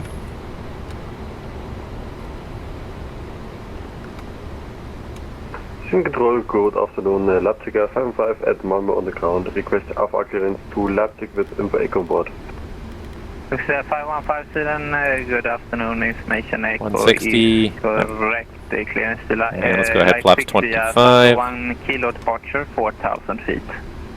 Walk 4762. Flaps full. Clear to Leipzig via the Salo 1 Kilo, initial climb 4000 and Landing checklist. squawk 4762, Leipzig Air 515. Leipzig Air 515, way back quick. Canadian 121, ready to descent. Speed brakes armed, landing gear is down. Flaps 30, landing check is complete.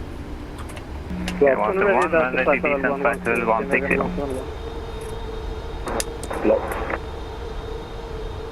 Yeah, a lot of blocking.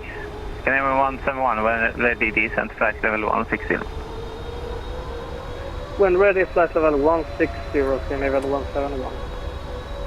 And who was I doubling with? 1000. Revenues 3502. And that's 3502, squawk 5343. 5343, 3502. Please 1250, the wind is 120 degrees, 13 knots, runway 19 left, clear to land. Copy, the wind's clear to land at 19 left, Swiss Air 1250. And spinning control, good clear. Gonna have one more knot. For Quebec uniform, holding short 2-1 and let's spin it. Lumax for Quebec, Quebec uniform, line up runway 21. Alright, here's 500 feet. Autopilot's coming off. Flight director. And I find she tends to sink. She tends to be not quite trimmed when I first take her over.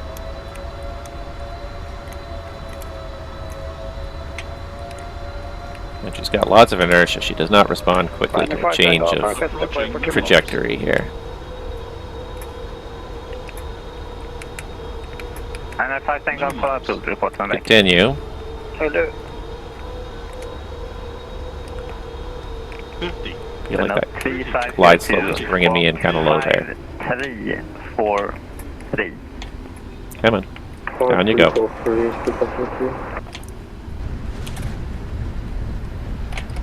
Alright. Lumax Here's for reverse. wind is 210 degrees, 6 knots, runway 21, clear to take off. Hello, winds in clear. Spoilers. Lumax for Quebec uniform. She kind of floats a lot. I don't know, I have a hard time judging where to flare a 777. Alright, manual brakes. Uniform 430, roger, continue approach. Felt like the glide slope was bringing me in really low too. Maybe it's just me, but felt like the glide slope was bringing me in super. 493, the information Delta, gate 62, and request IFR clearance to Oslo Asphalt, Canary 343, no, 493. Log. Now 3502, send radar contact, no need for squawk ident unless ATC SQ2. You're cleared inbound Landvetter, marker for Sierra Bravo, runway 21. Descent flight level 100. 700, marker for Sierra Bravo, 3502.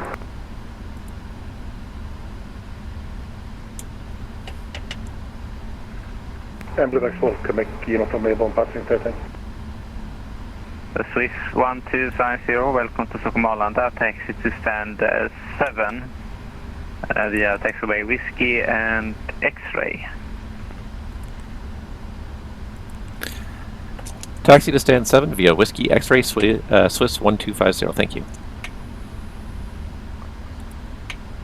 Canadian 430, the wind is 210 degrees, 6 knots, runway 21. Okay, let's just, Whiskey is this taxiway, so now we're going the right way here, so let's get some lights off. Now 3582, Sweden. No, 3582, 50150. Get some stuff going here. Flight level 250. Control 250, good evening, Quednon 3582. Austrian 315 Alpha, Sweden, radar contact. Alright, and let's pull up the taxi chart here. Alright, so we were Whiskey X-ray. Attica 845, ready for push and start. Gate 7. Alright, Gate 7 we can do. Whiskey X-ray. Alright. 8485, push and start is approved. Push and start approved, Attica Okay, 845. so it's not there. And let's... Canadian 49... Pier A. What's that you calling the clearance?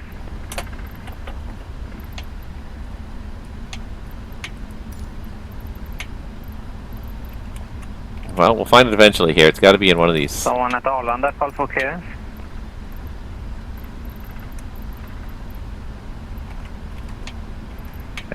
Blue Max 4, Quebec uniform, report altitude. Mike 7.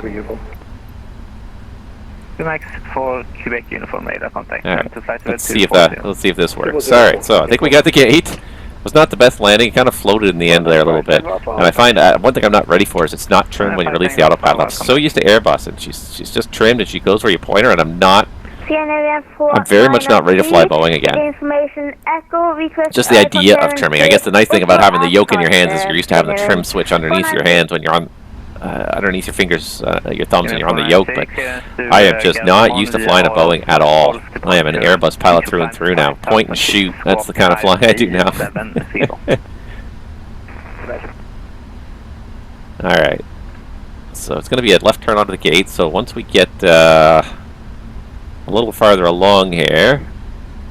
Sweden Control, very good afternoon, Ryanair 9 Whiskey Echo, we are on flight level 390 inbounded. We can turn off that auto brake, get rid of that message there. But well, once we get to X-ray, we can plan to shut down engine 1 because it's left turns all the way to the gate from here. And that'll help save a little bit of our gas, save a little bit of the environment, but we're looking for 3 minutes at idle first. So I was a little slow getting the timer going, but you can see the timer going there, 2 minutes and 20 seconds so far. So to Oslo S5 via RC5 Golf we'll shut her down once we get the 3 minutes. 5,000 feet and squawk 5270 Scandinavian 493. 493, squawk 5370.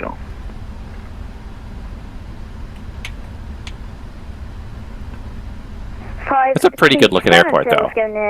For a handcrafted but like a default airport, like this is included with the sim. It's a pretty good looking airport. I'm kind of glad we came here. It's kind of fun. But this might be the start of something new and different and fun. It's just to explore some of these good European airports that have been built. And this is looking pretty good. Like I gotta say, I'm pretty impressed with the level that Asobo has reached now with some of their handcrafted airports. And I think part of that is just who they're bringing on board. They're bringing on board the likes of Anybills and Gaia Simulations and various well-known developers. And it's making for a very it's just really just raising the bar, I guess, more than anything. It really is raising the bar of what you can actually do in a sim. Who called for clearance at Malmö? Postman 984. Postman 984, hello Sweden. Clearance to Leipzig via Salo 1 kilo, 4,000 feet, squawk 4637. Postman 984 is clear destination Leipzig via Salo 1 kilo departure. Alright, so Whiskey Bear to the left up ahead. It will end at X-ray, so keep going up to the end, and then you'll be at X-ray. 502, descent to 3,000 feet, KNH 1013. Alright, that's been 4 minutes now, so let's just make the turn, and we can shut down engine 1. Runner 510 Alpha, contact Helsinki Control 121.3, hero. 121.3, hero, runner 510 Alpha. Then those 3582, leave my space frequency. I mean, the scenery's not perfect. There's obviously some stuff is a little bit rough, but it's definitely not penalizing the frame rate too much. It's definitely good on the frame rate. Cleared inbound Copenhagen, Ernov. All right, shut down engine 1. When ready, descent flight level 100.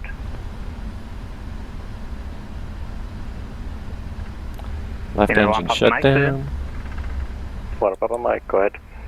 In a 1 Papa Mike, clear the inbound Copenhagen, Ernov to Charlie, 2 to left, when ready, descent flight level 100. Ernov to Charlie, runway 2 to left, when ready, descent flight level 100, Finland 1 Papa Mike. See, the engines are still on the taxiway. They're just within the yellow lines there. So like that shows you like the wingspan of the airplanes. It's not as big as you think it is. It's big. But you always think the wingspan of your aircraft is bigger than it actually is. Requesting clearance to Göteborg S-file. Alright, so we're coming up to the end of Whiskey. It's a left turn on X-ray. Gate 7 is going to be right on the corner. Oros 5 Golf departure, 5,000 feet, squawk 0263. Definitely unfamiliar. This is definitely an adventure now. Clear to Göteborg S-file with ACARS 5 Golf departure from runway 19 right.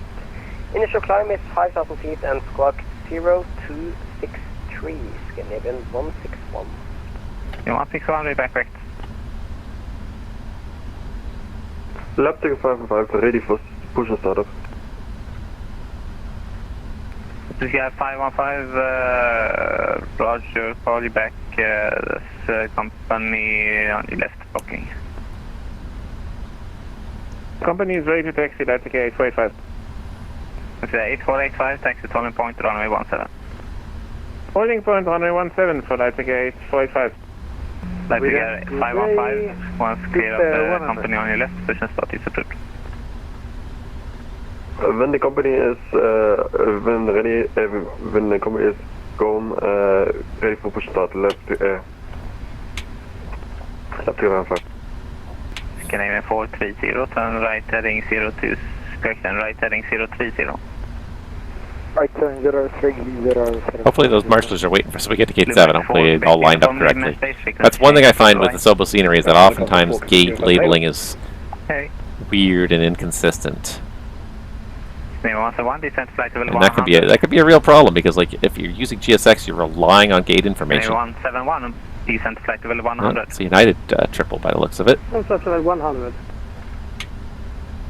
Sweden, good evening. It's kind of fun though. Like I'm not tired of, but I've been to all like the iconic, well-known hub airports so many times. It's kind of nice to go to not a well-known hub airport. It's a 1996 Sweden, radar contact, climb to flight level 350.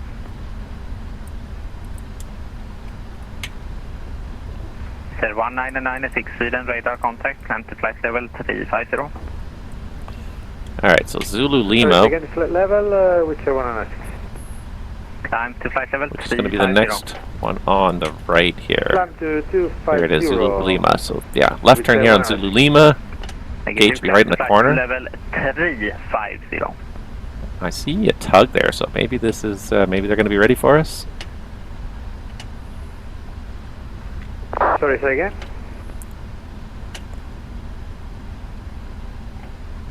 Okay, climb 350, which I 106.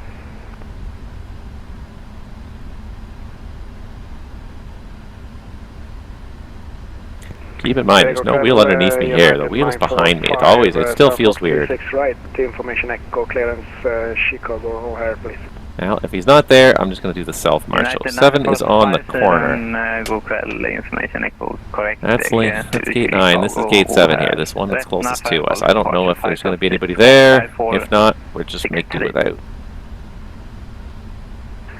I don't see anybody waiting there, so I feel like it did not. Gate labeling did not line up correctly here. Alright, well, we'll pretend we saw a marshaller, so we'll turn off the taxi light. Canadian 171, descend 5,000 feet, Canadian 1013, information Golf. Descend 5,000 feet, Canadian 1013, Canadian 171. Austrian 315 Alpha, cleared inbound Stockholm Arlanda, 9 It's definitely gate 7. Arrival from runway 19 left, when ready, descent, flight level 110. Alright, so we're just going to switch up to the self-marshal here. Pretty good, I nailed the center line. And I'm right on it there. Are you ready? Fully ready, 845. Okay, 8485 in this 280 release, 7 knots, runway 17, clear takeoff. I wonder if this jet bridge is going to work here. Okay, 845. Canadian 430, turn right heading 110. Right turn 110, heading 430. Or should I pull up to the second door? I should probably pull up to the second door. Let's pull up to the second door. Because I kind of overshot the first door slightly anyways. I need some power. Give her. Lap Takeoff 515 for request taxi. Taxi 515, taxi starting point, runway 17. I feel like if it's the first door, we're going to be obstructing the taxiway anyways. Starting point, runway 17, Lap Takeoff 515.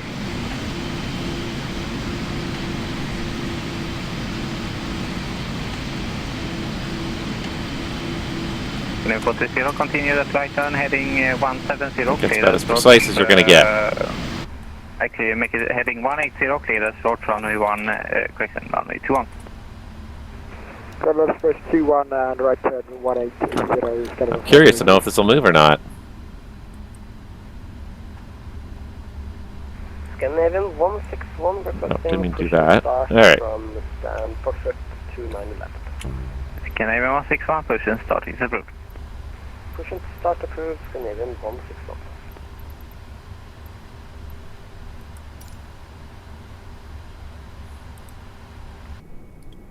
Wow, it's not the right spot at all. Okay. Can I reset the spot? Change facility to... 1 clear air approach via the arrival route, clear air approach Wow. runway 21. That might be a little bit far forwards. Approach runway 21, Scandinavian 171. Nose 3502, wind is 210 degrees, 6 knots, runway 21, clear land. Queensland, runway 602.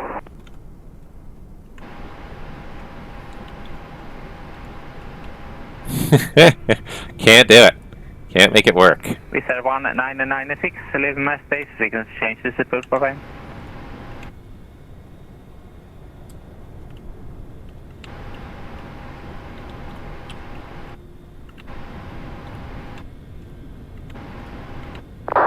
Close enough. Alright, that's where close to where I was before. No jetways here. No, I didn't think that jetway would operate. Alright, too bad. Anywho, I'm not worried about it. Let's see here, what am I doing? 984, push and start is approved. Start approved, Postman 984. Okay, anywho, we can turn off the beacon. We can do all this shutdown type stuff now. We're not going to have a jet bridge. That's fine. I'm not going to worry about it too much. It's a pity because otherwise it's a really nice looking scenery. It's a pity the jet bridges do not operate. They're weird looking jet bridges though, I gotta say. Very odd.